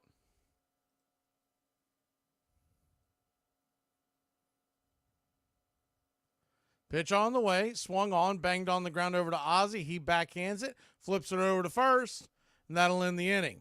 So no score here in the 5th. We head to the top of the 6th. Braves trail just 4-1. Let's get the bats. This a message to everybody who lives in my head rent-free. I'm gonna need some rent. I know it's hard out here for everybody, but I am gonna need that rent plus a $500 deposit. I know, but I'm gonna need that ASAP, like by the 1st, or you got to kick rocks. But as you know, it's very spacious, you know what I'm saying? No pet fee, and I'm gonna have somebody come and look at all those loose screws. What can I say? I guess you're on to me. You said you'd take a bullet for me. You'd never take a bullet for me. Probably not. No one ever takes a bullet. It's just something people say that they don't mean, like, how was your day? Or, we'll stop if it hurts. Here are some baseball facts you might not have known. When the Dodgers beat the Giants in the 2021 NLDS, it was Max Scherzer who closed out the game. Because the score was 2-1, Scherzer was credited with a save. It was the very first save of Scherzer's 16-year-long professional career. In 1980, the legendary Willie Mays was actually banned from baseball. Commissioner Bowie Kuhn learned that Mays had taken a job at a casino and was concerned that he would gamble, even though he only worked there as a greeter. The ban didn't last long and was reversed 5 years later in 1985. If you have to pick up something heavy, don't ask for any help. Throw your back out. Be a man. In 1912, Boston fans had both a championship and a bright new ballpark to boast about. It was there they had beaten the New York Giants, and fans were convinced it had brought them good luck. Built in a marshy area called the Fens, the park's most prominent features included a badly sloping left field that was called Duffy's Cliff because Red Sox left fielder Duffy Lewis had learned to play it so well. The left field wall was just 320 feet from home plate and was very friendly to right-handed hitters and very damaging to the windows of store owners across the street.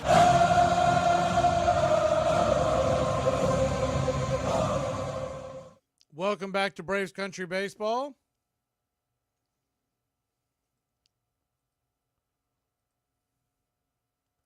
Atlanta Braves trail 4-1. Orlando Arcia leads us off.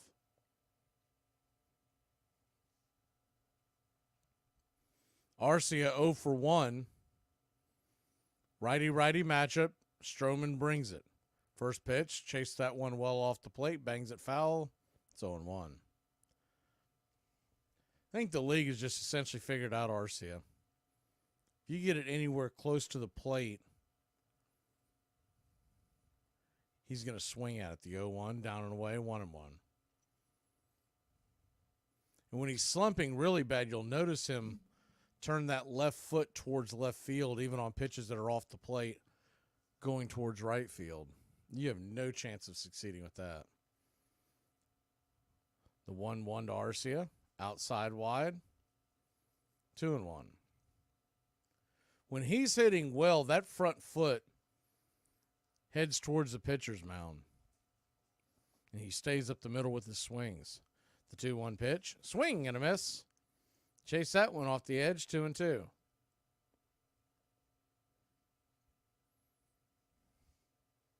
So a 2-2 count. Stroman just at 71 pitches, kicks and fires, swung on, sliced foul and out of play. And Stroman's pitched 5 innings of 1-run ball, but it hasn't been very impressive. I don't really see this guy being someone who can shut people down routinely. But the Braves have kind of played into his hand. They've been chasing ones off the edge. The 2-2 to Arcia, swing and a miss, strike 3. Chase one nowhere near the zone. It's about half a foot off the plate, 1 away.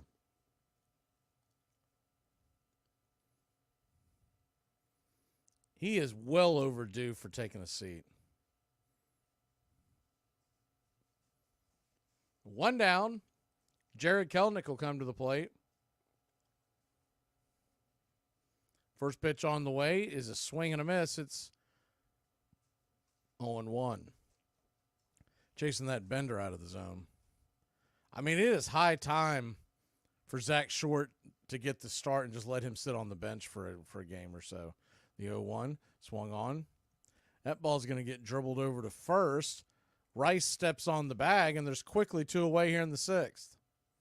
The one thing about Zach Short that he does give you, he gives you professional at-bats. He'll grind, he'll fight. He doesn't have the talent that a lot of these guys have, but I'd like to see them give Zach Short a start here and there just to break up the fact that RCA, I mean, he is swinging at everything.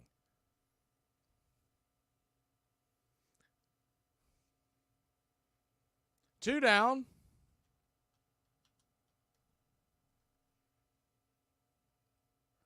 First pitch on the way to Ozzie Albies.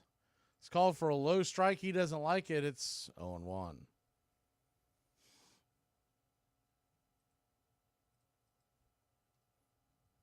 The 0-1.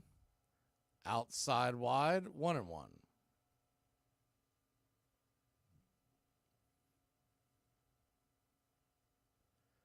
Braves 1, Yankees 4, top of the 6th inning. The 1-1 pitch. Swing. That ball's chopped over to first. That's going to be an easy step on the bag by Rice once again. That'll end the inning. Stroman's cruising, and he's not been impressive. Figure that. We'll be back in a flash here on Braves Country. There are some girls that can manage time and some girls that can manage money. I'm neither of those girls because I'm going to be late and broke. Hey, Braves Country, I'm Mac Magee. Join us for Pitch by Pitch, Play by Play, the classic call of Braves Country baseball. We're bringing you Atlanta Braves baseball all year long. Jump into our pregame show, Braves Country Today, just before first pitch. Stick around for the postgame show, Braves Country Tonight, where we will open up the phone lines and react to your calls or your comments all year long. That's Braves Country Radio, pitch by pitch, play by play, your home for the classic call of Braves Country baseball. Where's the scissors? I gotta give this thing some flavor. What are you doing? Crew necks are for squares and Mormons. Oh, cute. Should we do mine? I don't know. If you have no car, why open the garage? Here are some baseball facts you might not have known. Hall of Famer Jim Palmer is arguably the best Orioles pitcher ever. He had the most wins in the 70s and was remarkably good at limiting homers. Over his 19-year career in the league, Palmer never gave up a grand slam or allowed back-to-back home runs. The legendary Derek Jeter holds a pretty impressive record. He's played the most games at one defensive position without ever playing another, with 2,674 games at shortstop. There's something in its intimacy, there's something in that incredible greenness, there's something in the peculiarity of the way that the outfield wall follows its meandering path from right to left. There's something about the way that it fits so tightly and neatly into the city, not surrounded by endless acres of ballparks. And there's something about the fact that it has been the site of so much baseball sorrow, has gone down there, that you can compare it to a Civil War battlefield. It is a vale of tears.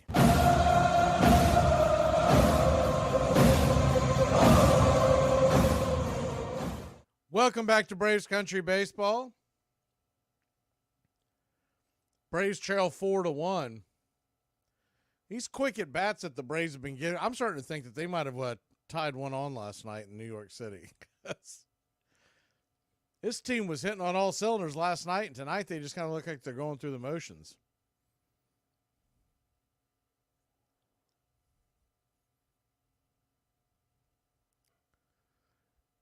We start the bottom of the 6th inning. It'll be Charlie Morton going back to work. First pitch on the way is a curveball to Trent Grisham. He is in for Giancarlo Stanton. It's 0-1. Stanton, we all know he's made of glass. He must have gotten hurt running the bases. He's the designated hitter tonight, so he didn't do it in the field. I didn't see him do it anywhere else.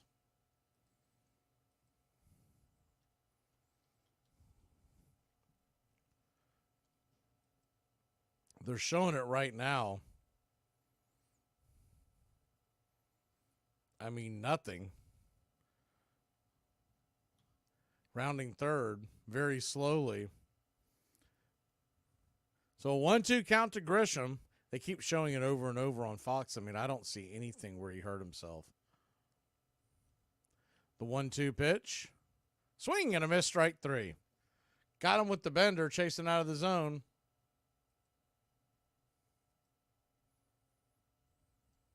One away.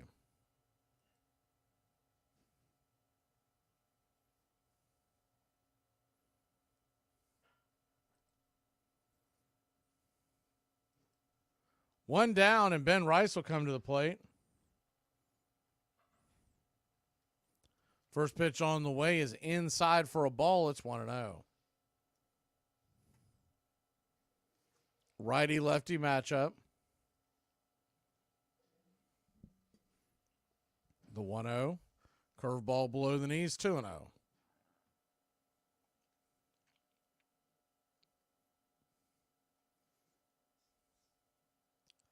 The 2-0 count. Righty-lefty. Morton brings it. Nowhere near the zone. Ball 3, 3-0.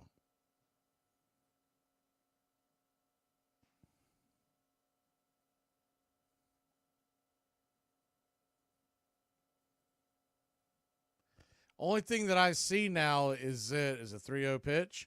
Nowhere near the zone, ball 4. Charlie Morton walks another one. He must have been the one buying the shots last night, because he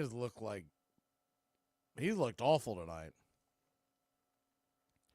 Charlie Morton has walked 5 batters. Struck out only 3. He pushes ERA above 4. The only thing I see about Stanton in any official capacity is the first pitch from Morton to Torres is right there. First strike, it's 0-1. Is that he left after grimacing rounding third when he scored on the Gleyber Torres double in the 4th.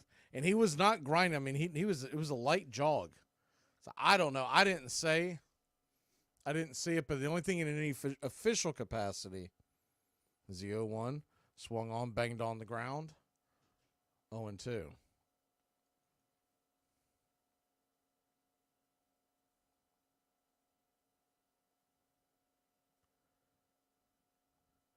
There's an 0-2 count. That oblique injury that Mark's referring to is not official. The 0-2, outside wide 1-2. So a 1-2 count. They're just saying that he hurt himself jogging. It's according to Yankees writers, and that more information will be, and that may be very well what they end up calling it, the 1-2, down and away, 2-2. But he didn't do anything. I mean, if you look at the video, he did nothing. He just kind of jogged around third, headed home. It is kind of entertaining to go on Twitter to see all the Yankee fans melting down. The 2-2 to Torres. Runner at first, 1 out. The pitch. Swinging and a miss, strike 3. Got him with the curveball. 4 strikeout, but 5 walks. Aaron Bummer's warming up in the bullpen. There's all kinds of memes going out right now making fun of Stanton getting hurt. I was actually surprised to see him in the lineup a second night in the row, because everything that I've heard and read about him is that he takes so many days off. Snicker's going to finally go get Morton, and Aaron Bummer comes in the 6th. The Braves trail by 3. We'll be back in a flash. Question for ladies. Who do you talk to when you're not okay? Myself. That's probably why I'm not okay. Mike Mussina is a Hall of Famer. On top of being an elite player, he was also very intelligent. He graduated from Stanford with a degree in economics and was almost the valedictorian of his high school. According to some reports, Mussina lowered his grades a little in order to avoid giving a commencement speech. Look, you gotta get it through your head. It's not coming back to you. Why? Because you slept with someone else! Yeah, like a month ago. God! Hey, Braves Country, this is Mac Magee with Braves Country Radio. We are bringing you pitch by pitch, play by play of your Atlanta Braves all year long. Please like and subscribe today. It's free, and it helps us bring you more of the game we all love. Braves Country Radio, your home for the classic call of Braves Country Baseball. It's not about how many times you fall down. It's about how many times you get up. That's not how a field sobriety test works, sir. There is no greater optimist in baseball than President Charles Hercules Ebbets of the Brooklyn Club. For 30 years, he's been in baseball, and all that time he has had confidence in the Brooklyn fan. Through many seasons of losses and disappointments, He has carried the Trolley Dodgers, losing money year after year when those about him lost faith in the game as a paying proposition. But the confidence of Mr. Ebbets has never been shaken. He believed years ago, as he does today, that Brooklyn is a major league city and that it would support a good team. New York Times.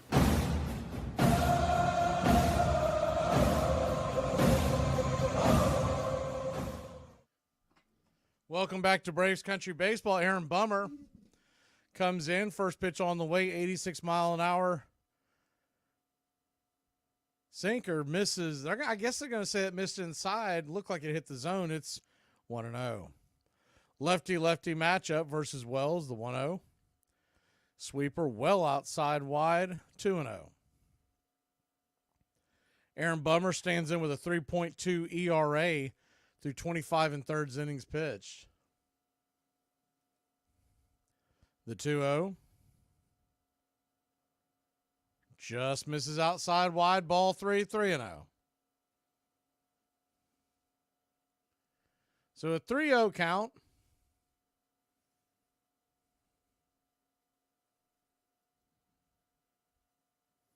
Pitch on the way, right down the pipe, taken all the way, 3-1.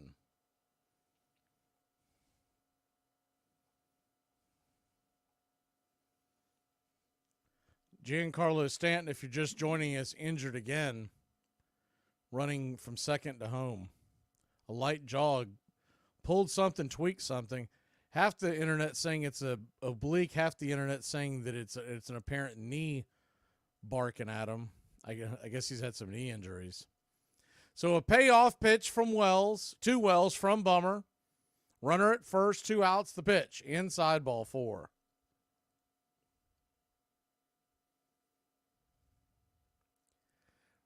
Runner will head on down to first, and Braves trail 4-1. Runners at first and second, 2 outs.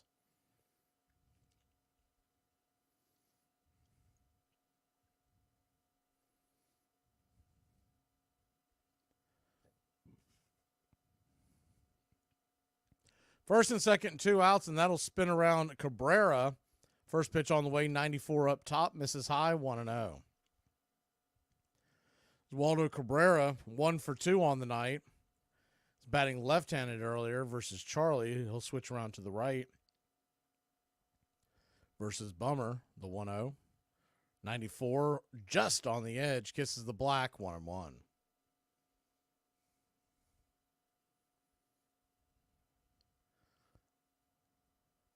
Infield is back, playing Cabrera pretty straight ahead, the 1-1. Up top, good pitch, 1-2. So 1-2 count. 2 outs, 2 on. Bottom of the 6th.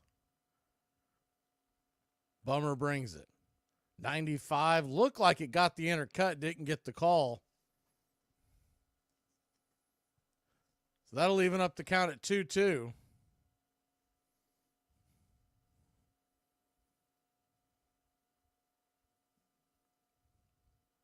Deuce is wild here in the 6th. 2 on, 2 out, the 2-2 pitch. Nowhere near the zone. Ball 3, 3-2. So now the runners will be going. Anything that gets down may score 2. Top of the order, Anthony Volpe is on deck. Soto would follow.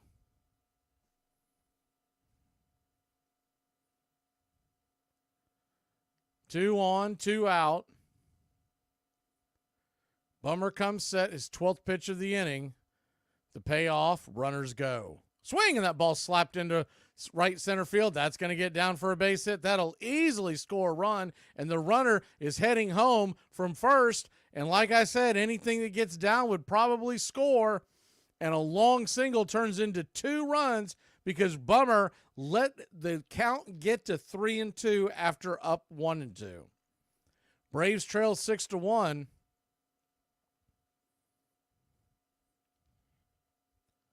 Those runs will be charged. Well, one of the runs will be charged to Charlie Morton.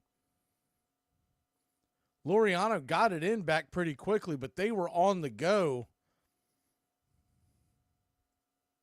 Bummer probably could have helped himself out by throwing over to first before he did throw that pitch. First pitch on the way to Volpe is up top for a strike. It's 0-1. That'll close the books on Charlie Morton. 5 2/3 innings, 5 earned runs, 5 walks, just 4 strikeouts. Gave up the home run, 5 hits. His ERA is now 4.2. Bummers is up to 3.55. Pitch on the way is chopped foul off his instep. 2 strikes.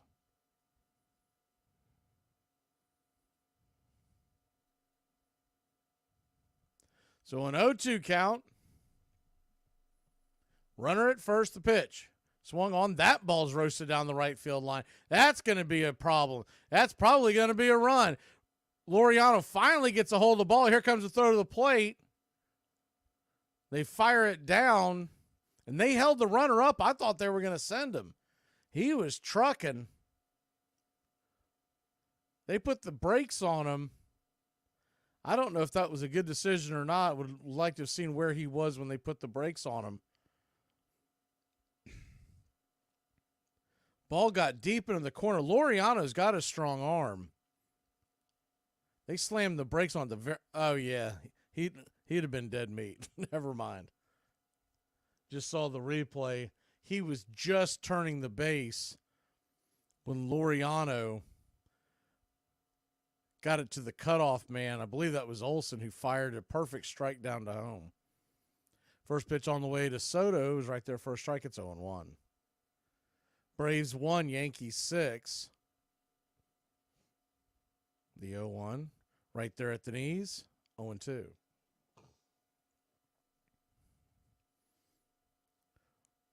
Second and third, 2 out. The 0-2 to Soto, Judge on deck.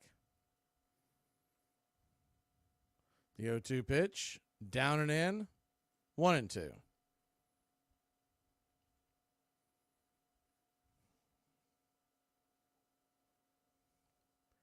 Tomorrow with Max Fried on the bump, the Braves now trailing 6-1. Unless they score some runs, they may not get aggressive with who they use in the bullpen. The 1-2, chop foul down the line. Do it again, 1-2. They would probably have to see a few runs come across the board before they start getting the back end of the bullpen up. Tell you what, pretty nifty play by Laureano. You didn't see it at first because of the camera angle, but he slid into that corner, popped up with the ball, and fired it to the cutoff man all in one move. The 1-2 to Soto is well inside, 2-2. They got that ball to Darnode so quickly, he'd had time to eat a sandwich waiting on that runner to come home from third. So I see now why they put on the brakes. The 2-2 pitch. Down below the knees, ball 3.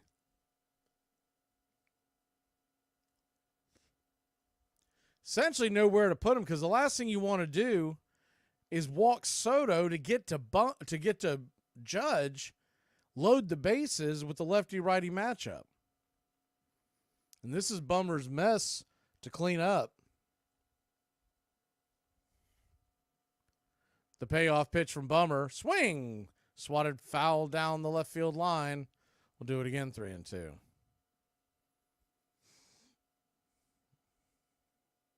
Padres lead the Brewers 4-0. They're in the 6th. Infield is back and playing Soto to pull. Soto's going to use his timeout. The outfield's playing pretty straight away. Kelnick is actually playing a little bit for him to hit it the other way. Not much, but he's not quite straight away. Here we go. The payoff pitch. Did he go around? Looked like he did. He did not. Third base umpire Mark Rippinger said he did not go around. And Kranitz is going to go out there and talk to him. So bases loaded, 2 outs, and Aaron Judge coming to the plate. It's about that time to turn back time. On this date, 1936, Brooklyn's Ebbets Field, Ivel Goodman hits an unusual home run when his 5th inning fly ball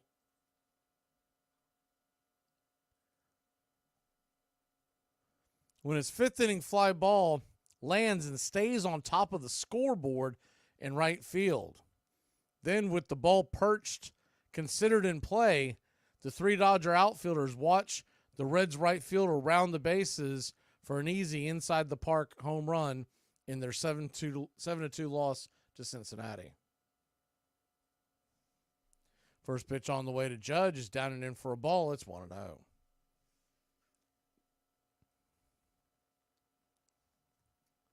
The 1-0. Lefty righty, bases loaded. Bummer comes set, the pitch. Inside 2-0. Nowhere to put Judge. He's 1 for 3 on the day with a 2-run home run.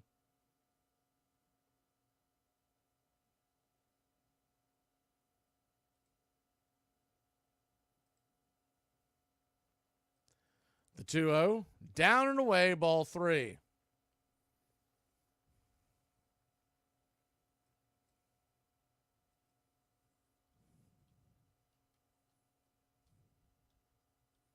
They're on the horn down there talking to the bullpen, but it might be too little too late. The 3-0 to Judge, right there for a strike, 4-seam fastball, 3-1.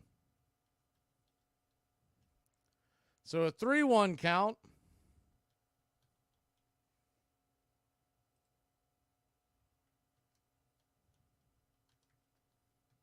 The pitch on the way. Down below the knees, ball 4. So that'll send a run in, be an RBI and a walk for Aaron Judge, and the Braves trail 7-1.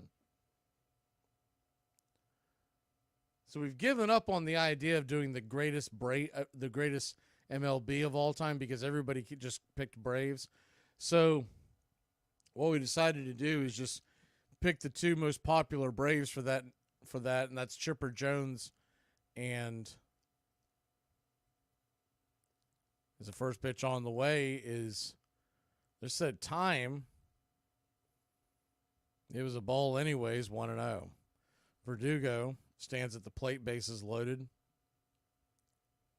So another poll is up.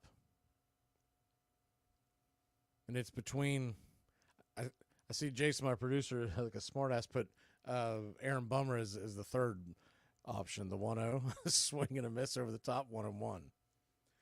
But it's Chipper Jones or Greg Maddux as the greatest living Brave. The 1-1. Down and away, 2-1.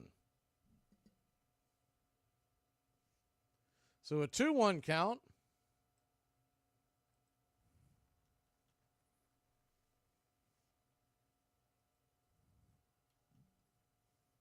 Lefty, lefty. The pitch on the way. 92 on the outer edge, 2-2.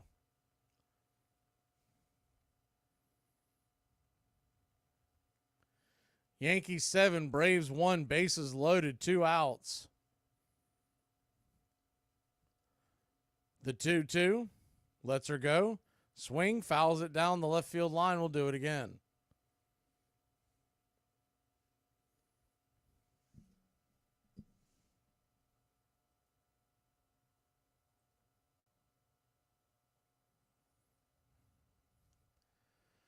Verdugo 0 for 2. Bummer, his 33rd pitch of the night, brings it. Bender misses well inside. Ball 3, 3-2. So he's in danger of walking yet another runner.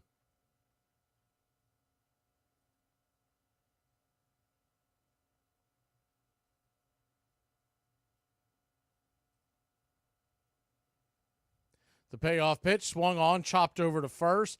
Olsen's got it. He'll step on the bag, and the bottom of the 6th is mercifully over.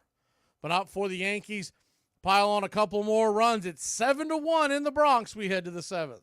This guy asked me on a date, and then he never got back to me. It's been a day. He moved on, probably with someone better, if I had to take a guess. Yeah, sorry, that sounds pretty good. You're probably just out with the old in with the new. Are you serious? Probably prettier than you too. Oh my god, Mom. You look like a giant turd right now. Michael Conforto's mother is an Olympic gold medalist. Tracy Ruiz Conforto was a synchronized swimmer in the 80s and won 2 gold medals in the Olympics along with a silver medal. Tracy was inducted into the International Swimming Hall of Fame in 1993, the same year that Michael Conforto was born. If you were a bird, where would you fly? I'd fly to my favorite place, the DMV. We haven't heard a peep out of you. If I was a bird, I'd fly into a ceiling fan. Over the years, Brooklyn would be represented by many teams with many names. The Atlantics and Excelsiors, the Bridegrooms, Bushwicks and Superbas, the Tip Tops, after the baker of Tip Top bread who owned them for a time, the Robins, after their manager Wilbert Robinson, the Trolley Dodgers, and finally, just the Dodger. The story of the Brooklyn Dodgers is a story of one of the 5 boroughs in New York. Brooklyn was an independent city to itself until 1898. It was one of the great cities. It was a city with a population bigger than Chicago. But because of the subway, because of the bridges, because of the water and electric facilities, the state forced Brooklyn into the city of New York in 1898. And Brooklyn didn't want to be in the city of New York. New York had the tall buildings and this, that, and the other, and the railroad stations and Broadway.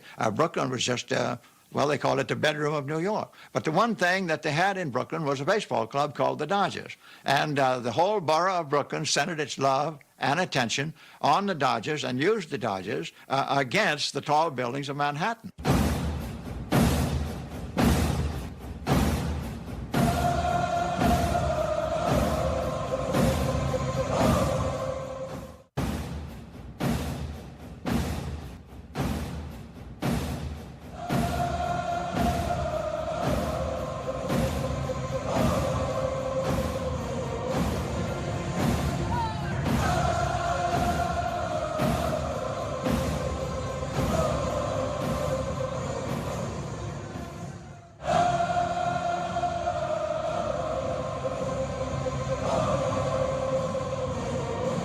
Welcome back.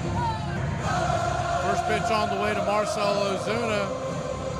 And Stroman is outside wide for a ball. It's 1-0. The 1-0 drifts up top, misses high. 2-0.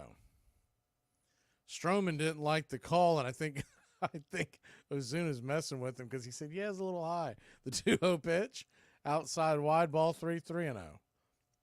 I don't know if they're buddies off the field or not, but it was kind of a funny interaction. So a 3-0 to the Big Zoo. The pitch on the way. High and out of the zone, ball 4. And Marcell gets us going here at the top of the 7th. And Stroman is yapping. He is yapping at home plate umpire. Derek Thomas. Somebody needs to yap at him. Same token, Derek Thomas needs to grow a backbone because he's getting yelled at by him and by Boone. Boone's finally coming out of here. But, I mean, you got to throw him out, buddy. Derek Thomas looks like he's a pretty young umpire. We have not had him this year. Looks like crew chief, I believe that's Rippinger, is getting in between the two of them. And they don't toss him? All that, they don't toss him? See, but one thing is, Boone will go out there and fight for his guys. Snicker won't. Snicker will sit there like a thumb. Oh, he did throw him out. Okay, he was letting him get off steam at the end. So they didn't show that at first. He did throw him out, and then he came out and gave him the what for. I would say maybe not the last pitch, but the one that went from 1-0 to 2-0, that was a ball. I mean, a strike. But Thomas has been calling some really tight pitches all game long. Matt Olson comes to the plate. First pitch on the way is right there at the knees for a strike. It's 0-1. So Boone has been tossed. But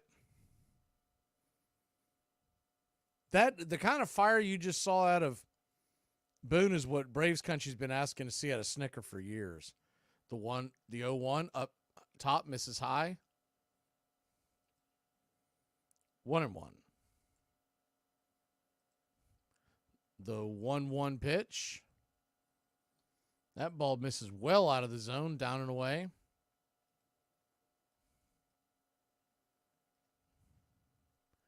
So a 2-1 to Olsen. Pitch on the way, misses up top, 87 miles an hour. Ball 3-1.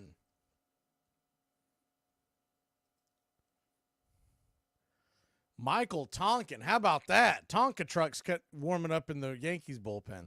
The 3-1 pitch swung on. That ball's hit hard on the ground. It's going to be bobbled by the second baseman. So the only play that Gleyber Torres is going to have is a flip to first, a 4-3 putout. Ozuna goes down to second, so we avoid the double play. If he's able to corral that and turn and flip it over to second, they probably get the double play. No error because you can't assume 2 outs. So 1 down. Riley takes the first pitch outside, but they said he went around 0-1. The 0-1. Kicks and fires. Outside wide. 1-1. See the question, who is Boone? Boone is... Brett Boone is the manager of the New York Yankees. He's been there for several years. The 1-1 to Riley. Swing! That ball's hit out of the field of play over the first base side, 1-2. Brett Boone has a famous home run in Yankee lore that sent the Yankees to the World Series and knocked the Red Sox out of the playoffs. The 1-2 pitch swung on. That ball swatted foul and out of play. We'll do it again.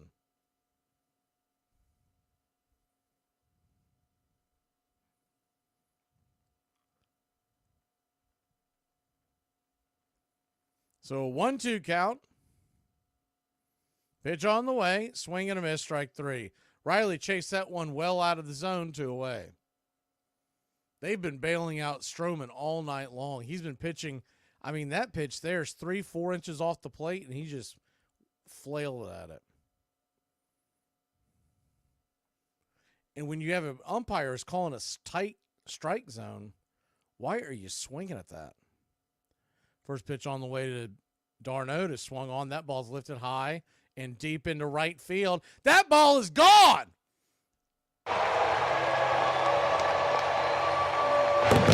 Ding dong, that pitch is dead. A 2-run shot over the right field wall. Travis Darno.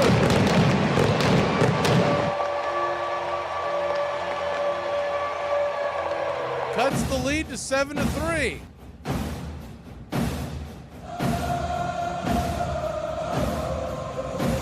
Well, that keeps us in the fight. We ain't dead yet. Travis Darno stepped into that one, drove his foot in the ground, and slammed it over the wall. 7-3 your score. And that'll be it for Marcus Stroman. He'll hit the showers. 2 outs in the top of the 6th. So explain to me why I found naked pictures of other women on the computer. Because you're nosy.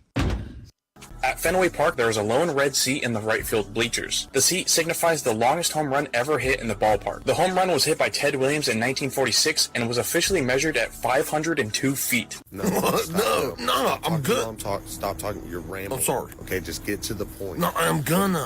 I'm just saying I wasn't selling that kid drugs, dude. That's messed up. Then what were you doing? Dude, I wasn't even selling them drugs. I was buying it from him. That's support an entrepreneur. That's not bad. All right, I would not sell drugs to kid, but I'll buy a kid's drug. That's taking drugs from the kids. I'm taking drugs out of the kids' hands and giving them supporting an entrepreneur, dude. You're talking about like it's a lemonade stand. No, that's what I said. I was like, dude, you should be slick selling lemonade too. You get the dry mouth, then you come back for lemonade, you're doubling up.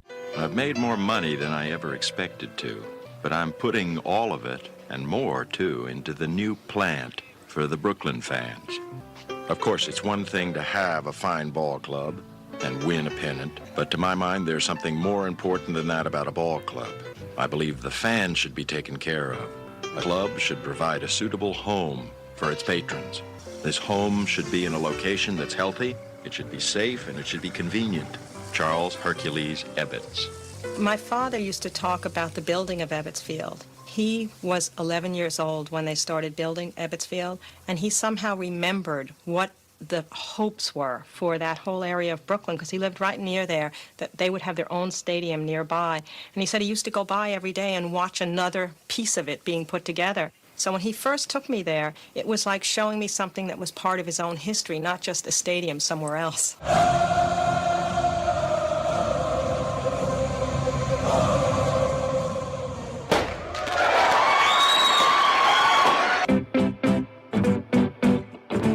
Welcome to the Country Club, Eli.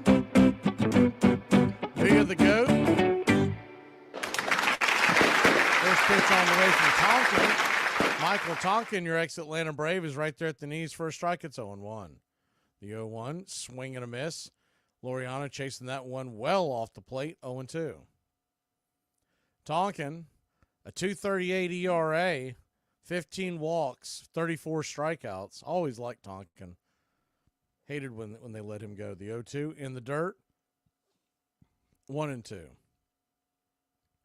Not really a guy that has the kind of stuff that you want in the back of the bullpen, but if you need a guy to buy you a couple of innings, keep you in one, there's not too many better. So a 1-2 to Laureano. Swing, chop foul. Man, that ate up Wells. He's hopping around. He might have gotten bent over. I can't tell if he got the family jewels or if it's just got him somewhere else, but it's definitely in the vicinity.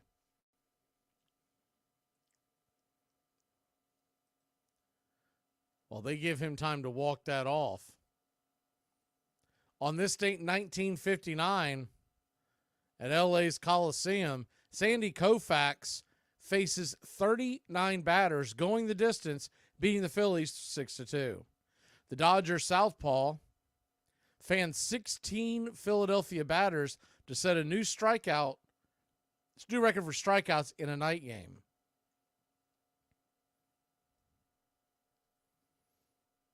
And on this date, in 1997, 4 Atlanta Braves homer in the third inning of the team's 12-5 rout of the Philadelphia Phillies in Veterans Stadium. Chipper Jones, Fred McGriff, Michael Tucker, and the great Jeff Blauser all go deep in the same inning, accounting for 6 of the 9 runs scored in that frame. And that's your turn back time for Major League Baseball for June 22nd. They finally got Wells back behind home plate. The 1-2 pitch down below the knees, 2-2. So a 2-2 count. Charlie's asking who's not wearing a cup. I don't think any of them do anymore. Because anytime something gets rattled down there, man, they all go cross-eyed. The 2-2. Caught, looking strike 3. Laureano wants to argue that, but that was right there. We'll head to break. The Braves put a couple on the board. They're hanging around there at 7-3. We head to the bottom of the 7th. Get up and stretch, Braves country. Let's get it. All right. I can't see you. Let me hear you. A 1, a 2, a 3. We out to the ball game. We out to the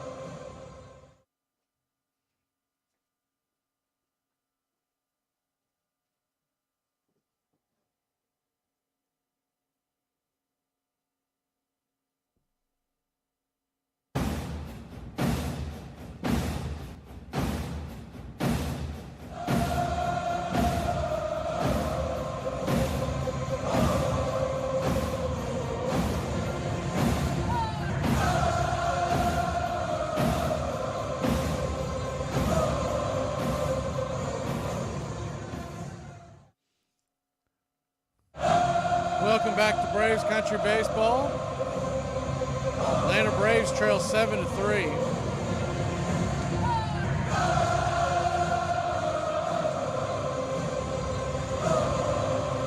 Padres lead the Brewers 4-0 in the 7th.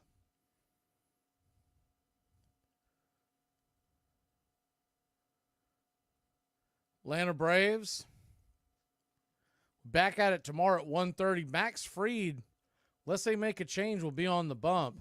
I would suspect the change would come either Monday or Tuesday where they bring somebody up. But you never know. They may keep it status quo. It hasn't been their MO all year long.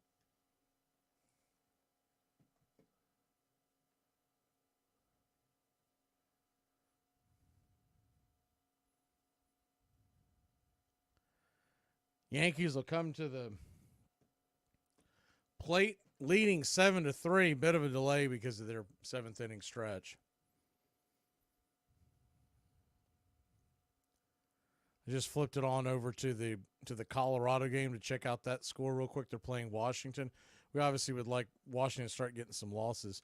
And Colorado's got those darn skull dip City Connect jerseys on again. I can't believe those things have made it a couple of years. Colorado does lead that game 1-0 in the first. Jesse Chavez will come on to pitch the bottom of the 7th, try to keep the Braves in it.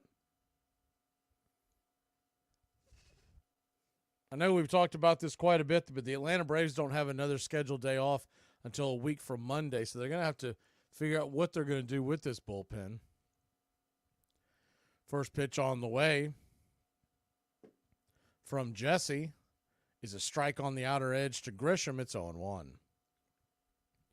Trent Grisham 0 for 1 on the day. He came in after the injury to Giancarlo Stanton, the 0-1 outside wide, 1-1.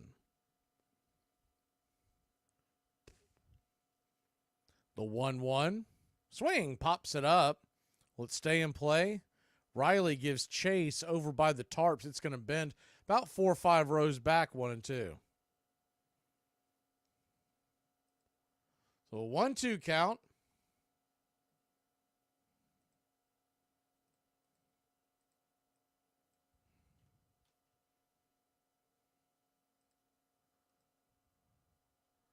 The 1-2 from Jesse. Swing. That ball's lifted into left field.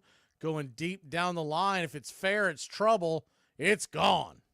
A solo shot that just curved over that very short porch here in right field.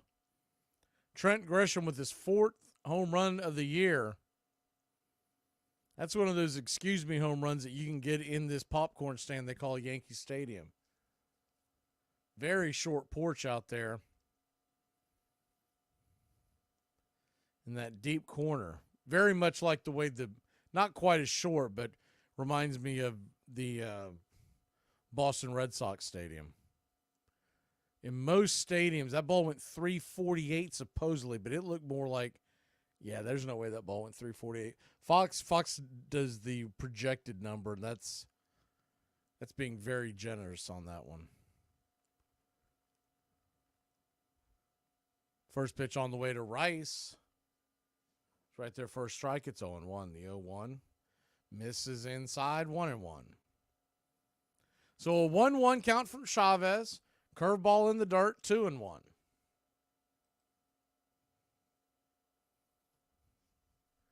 Braves trail now 8-3.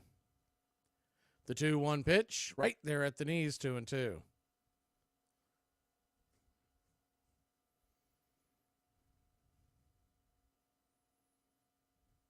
You got a 2-2 count. Kicks and fire, swing, and that ball's lifted into center field. That's going to get down for a base hit. So Rice singles after the solo shot, and there's one on, nobody out here in the start of the 7th inning.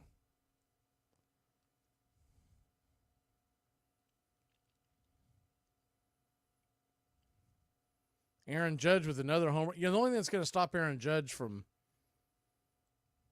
taking off and flirting with that home run total he had the other year is if he goes out there and plays in Dodger Stadium again and kicks the side of that concrete wall that he broke his toe or something, missed about 2 months. Gleyber Torres takes the first pitch outside for a ball. It's 1-0. The 1-0. Swing and a miss. 1-1. When I saw that happen a couple years ago, first of all, they haven't done anything to fix it. But A, how does the Players Union not complain about that? Is the pitch on the way from Torres? Is swung on, popped up high, not very deep into left field.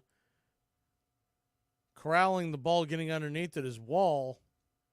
1 down. F7 if you're scoring at home.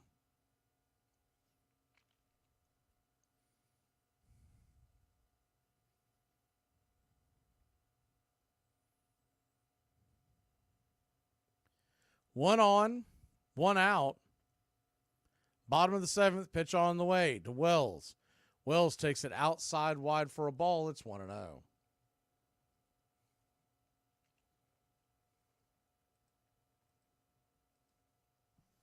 The 1-0. Jesse brings it. Swing. That ball's lifted high into center field. Kelnick drifts in, makes the catch. 2 down. Nestor Cortez will be on the hill tomorrow for the Yankees. He's a soft-tossing lefty. What you'll notice about him, if you haven't seen him pitch or if you haven't seen him pitch in a while, none of his stuff is overpowering, but he will try to mess up your timing with his delivery. First pitch on the way from Jesse to Cabrera, the number 9 hitter, batting left-handed this time. It's 0-1. What I mean by that is you'll see his release, you'll see him pause and then accelerate. Does it more when guys are not on base, the 0-1. Swung on, pops it up. High, shoots it up the ladder. Making the catch to end the inning is Riley in foul territory. But the Yankees put another one on. We head to the top of the 8th, trailing 8-3. I just want to let you know that I don't like you spending too much time with people who have nice, normal wives. Okay? I don't need you getting any ideas. Do you understand? And Pascual Perez just threw a baseball into the Cubs dugout, and another one came flying right back out. And there's another one, and it's hit one of the umpires out on the mound. Now Don Zimmer's coming up, and he'll argue that Perez started it. He threw a ball into the dugout, and he did. Harry Wendelstedt and Zimmer. You see Zimmer's hot.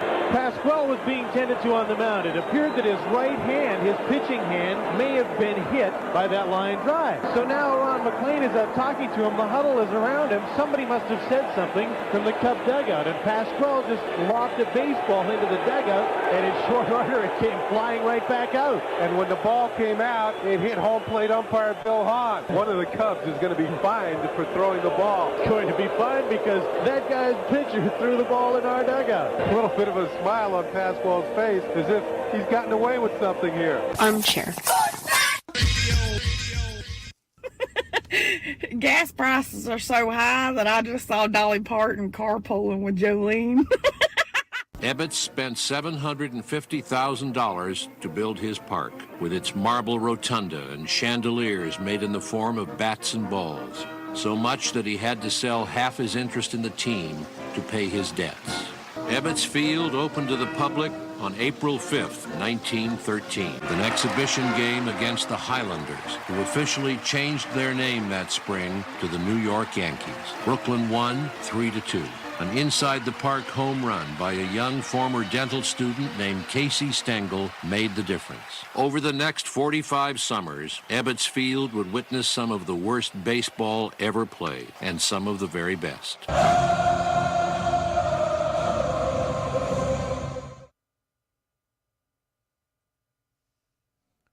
Welcome back to Braves Country Baseball. Atlanta Braves trail by 5 heading to the top of the 8th.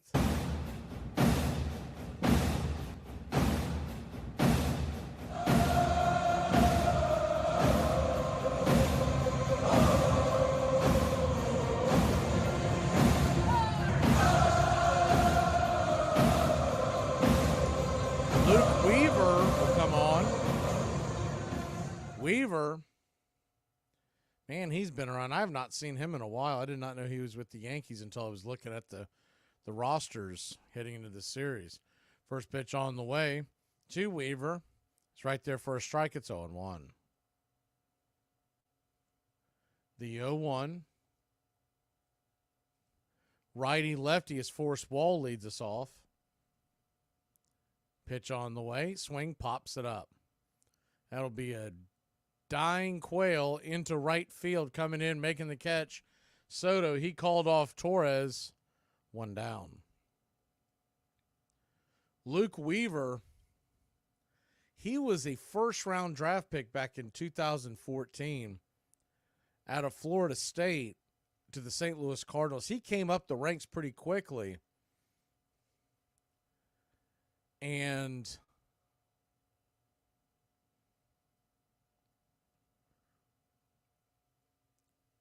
was traded away over to Arizona. First pitch on the way from Weaver to Arcia is right there. First strike. It's 0-1. 2019, he was traded out to Arizona. Stayed out in Arizona until 2022 at the deadline, and then he went to Kansas City. Last year's the 0-1 pitch. Swing and a miss up top, 0-2. He bounced around from Cincinnati, Seattle. The Yankees ended up picking him up at the very end of the season off of waivers, and they've pushed him into the bullpen, and he's done a pretty good job for him this year. The 0-2 to Arcia. Swing, chops it foul. That pitch was well inside on the hands, but that's not going to stop Arcia from swinging at it. So an 0-2 to Orlando.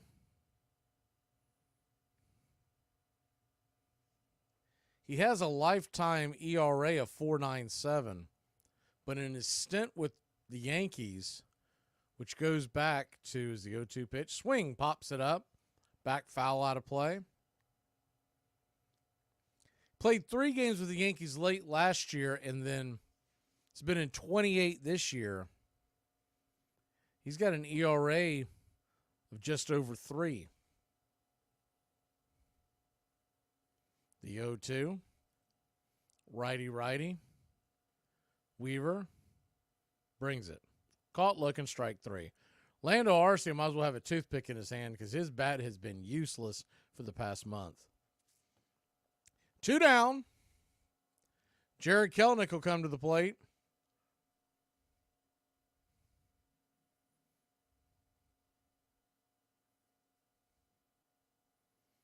Kelenic. Righty-lefty matchup. Kelenic's 0 for 2. He did get a walk.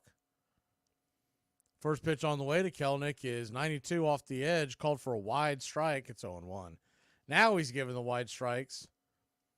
With the game 8-3, he's trying to speed this along. The 0-1. Weaver brings it. 96 off the edge. Swing and a miss. 0-2. So an 0-2 count.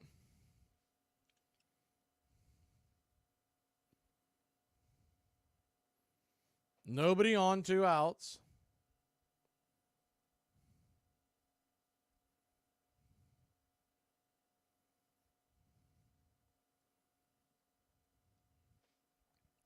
Weaver, the 10th pitch of the inning.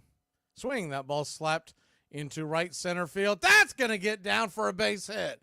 Jared Kelenic winds around first, heading to second. He'll put on the brakes. He may have been able to stretch that into a triple, but no sense of doing that down 5 with 2 outs in the 8th. Good piece of hitting by Kid Kelenic.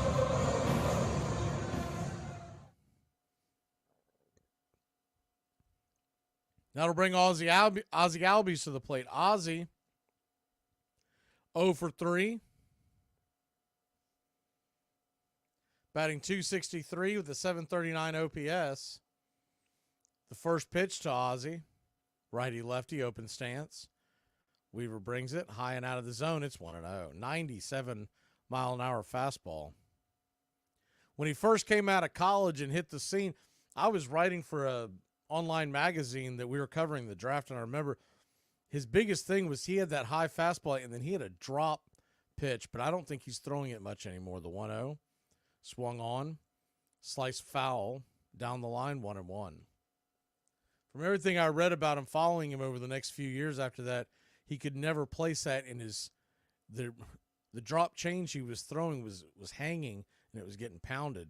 So he's going to a more traditional change. The 1-1 from Weaver, way out of the zone, 2-1. So a 2-1 count. Runner at second. 2 outs. Ozzie Albies stands at the plate. Ozuna is on deck. The 2-1. Swing. Fifth set. Foul. Back behind home plate. We'll do it again, 2-2.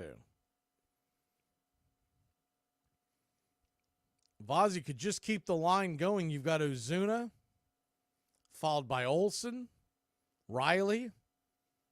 This is where you can put at least a scare into their bullpen.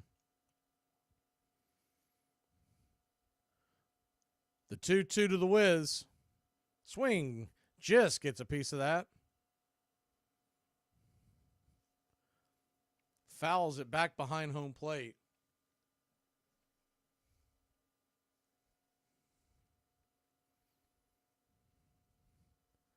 The 2-2.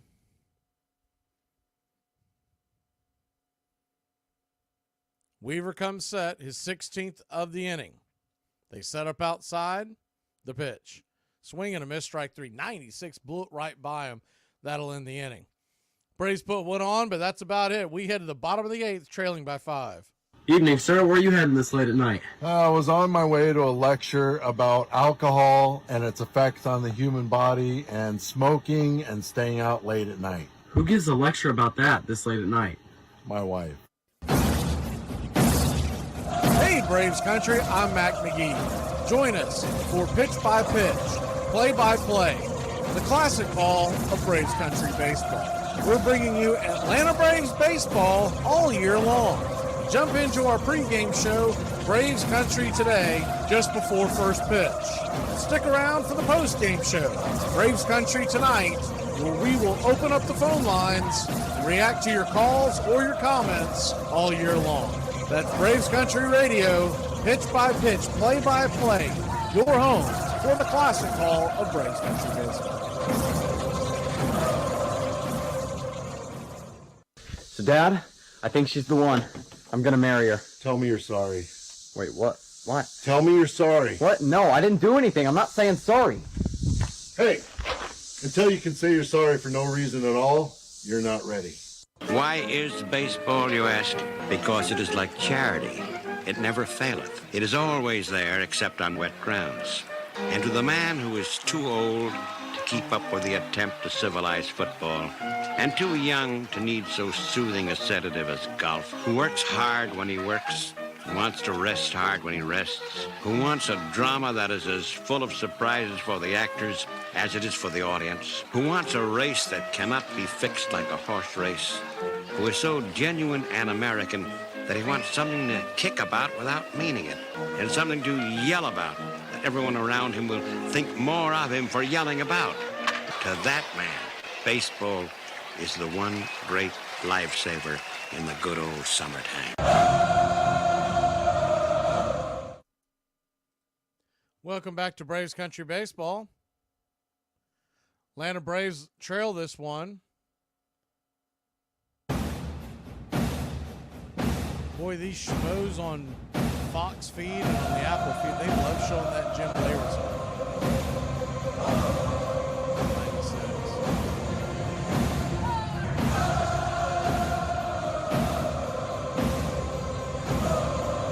First pitch on the way from Jesse Chavez, who's back out there for another inning of work, is right there for a strike to Volpe. It's 0-1. The 0-1 swung on, chopped foul. 0-2. The idea would be is that Jesse Chavez will pitch this out, then they'll probably give him a day or two of rest, leaving the rest of the bullpen fresh for tomorrow's game, and then whatever happens on early part of the St. Louis series. The 0-2 is fouled off down the line. Do it again. Jesse Chavez at 19 pitches.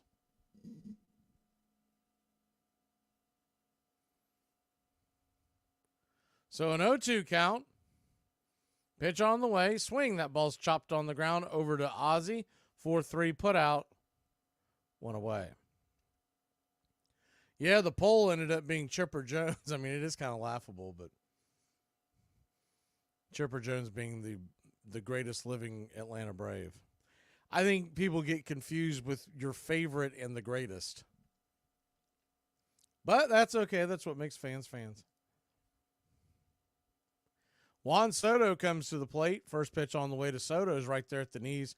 First strike, it's 0-1. Soto 1 for 1, 3 walks, a single and a run scored off the Aaron Judge home run. The 0-1 to Soto, down below the knees, 1-1. Soto's OPS now up over 1,000. He's at 1,003. The 1-1 to Soto, down below the knees, 2-1. You got two guys in your lineup whose OPS is over 1,000. That's doing it. So the 2-1 from Jesse is a 87-mile-an-hour changeup well off the plate. Ball 3. A 3-1 count. Judge on deck. Colorado leads Washington 1-0 in the third. The 3-1 up top. First strike. Full count.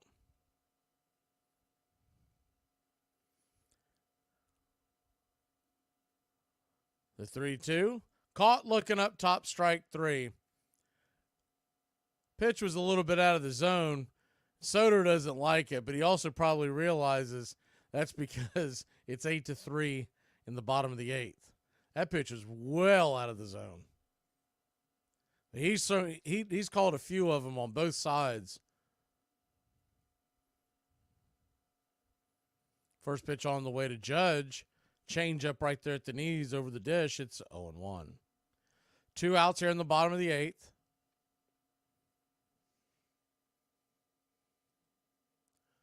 Well, I think it's only fitting that the Chipper won the poll, because as laughable as it is that he's the greatest living Brave, it's just as laughable of some of the folks that were being voted that people put Chipper and Maddox over in the greatest living of all of MLB here on this poll. The 1-1 right there at the knees. You go around. They check down the first base line. First base umpire Chris Conroy says he did 1-2. The 1-2 right there at the knees, strike 3. Just for the record, Sandy Koufax is the greatest living baseball player. We'll be back in a flash here on Braves Country. Today we are discussing crazy stats from Jamie Moyer's career. Over his career, he had 33 complete games and 10 shutouts. He is the last pitcher to log a shutout in 4 different decades. His last shutout was with the Phillies on May 7, 2010. With that shutout, he became the oldest pitcher to record a complete game shutout, a record that still stands. One not-so-great record that he holds is most home runs allowed in Major League history. Over his 25-year career, he allowed 522 home runs. When he had retired in 2012, he had faced 8.9% of Major League Baseball hitters ever. By the time he retired, about 19,000 different hitters had played in the majors, and he had faced roughly 1,700 of them. He pitched in 50 different ballparks. He was selected to his first and only All-Star game in 2003 at the age of 40. He never threw much harder than 82 or 83 miles per hour, according to Fangraphs. His changeups were clocked in the mid-60s during his career. One player described his changeup as throwing feathers. You don't think the ball can stay in the air that long. When he made his debut, the Major League minimum was $60,000. Alex Rodriguez made more than that every time he stepped up to the plate from 2001 to the end of his career. Baseball suits the character of this democratic nation. Democracy is government by persuasion. That means it requires patience. That means it involves a lot of compromise. Democracy is the slow politics of the half-loaf. Baseball is the game of the long season, where small, incremental differences decide who wins and who loses particular games, series, seasons. In baseball, you know going to the ballpark that the chances are you may win, but you also may lose. There's no certainty, no given. You know when a season starts that the best team is going to get beaten a third of the time. The worst team's going to win a third of the time. The argument, over 162 games, that middle third. So it's a game that you can't like if winning's everything. And democracy's that way too. Welcome back to Braves Country Baseball. Atlanta Braves trail this one as we head to the top of the ninth inning. It's 8-3. Tell you why I say Sandy Koufax is the greatest ever. There's a lot of reasons, but listen to some of these. 2-time World Series MVP. That's enough right there. 3-time Cy Young winner. 3-time Triple Crown, which is more impressive. He's the NL ERA leader 5 times. MLB strikeout leader 4 times. Pitched 4 no-hitters. A perfect game. And was World Series champions 4 times in his short career. Injuries took him out. First pitch on the way to Ozuna is right there for a strike, who leads us off. It's 0-1. Marcell Ozuna, Matt Olson, and the Rake. If we're going to get things going, these are the guys that do it. The 0-1. Swing. Fists it up. High into shallow right field. Coming in, making the catch easily is Soto. 1 away. But I also understand if people didn't see Koufax play, you're going to have a hard time voting for someone you didn't see play.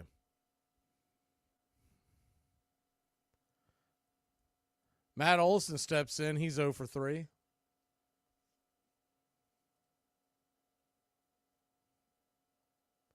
First pitch on the way to the ice house is up top, misses high. It's 1-0.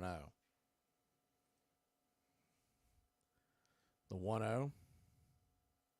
Just like when the younger kids ask, talk about the greatest basketball player, and they think it's Jordan because they never saw Bird and Magic. The 1-0, up high, 2-0. So a 2-0 to Olson.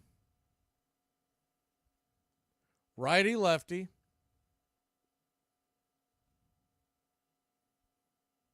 The pitch on the way. Swing and a miss. 92 right down the pipe on the outer edge. 2-1. Did see a pretty funny argument with Isaiah Thomas the other day. He was talking to Stephen A. Smith about it. He said, I played in the 80s, and I don't ever remember being worried about Jordan. But I was worried about Magic. I was worried about Bird. And he named like 4 or 5 guys who dominated the 80s. He goes, I was never really worried about Jordan. The 2-1s fouled off, 2-2.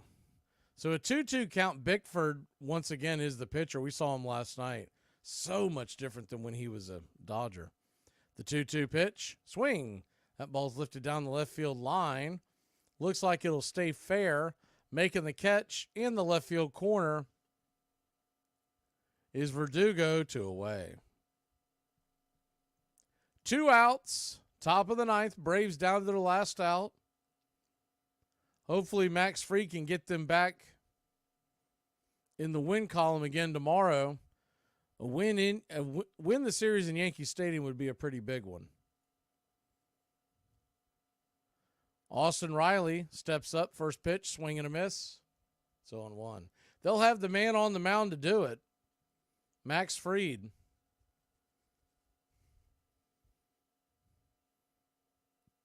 What a good battle that'll be. Fried versus Judge. The 0-1. Swung on. That ball's belted high and deep, but not deep enough. Into right field just before the warning track. Soto will make the catch, and that'll end the game. That'll end the inning, and the Braves and Yankees are tied at 1 apiece. Heading in tomorrow afternoon's rubber match, 1:30. We'll put the chat up for everybody. Y'all have a great night, Braves country. And hopefully Max Fried can bounce back and get the Braves a win. We'll go up against Nestor Cortes. We'll have a bit of a pitching advantage, but Nestor, if he's on, he can be difficult to time up. Hopefully the Braves can get to him. Braves lose a tough one, but all in all, it's been a good week. We'll see you next time. Braves drop a tough one, 8-3 here in the Bronx. Charlie Morton just didn't have it tonight.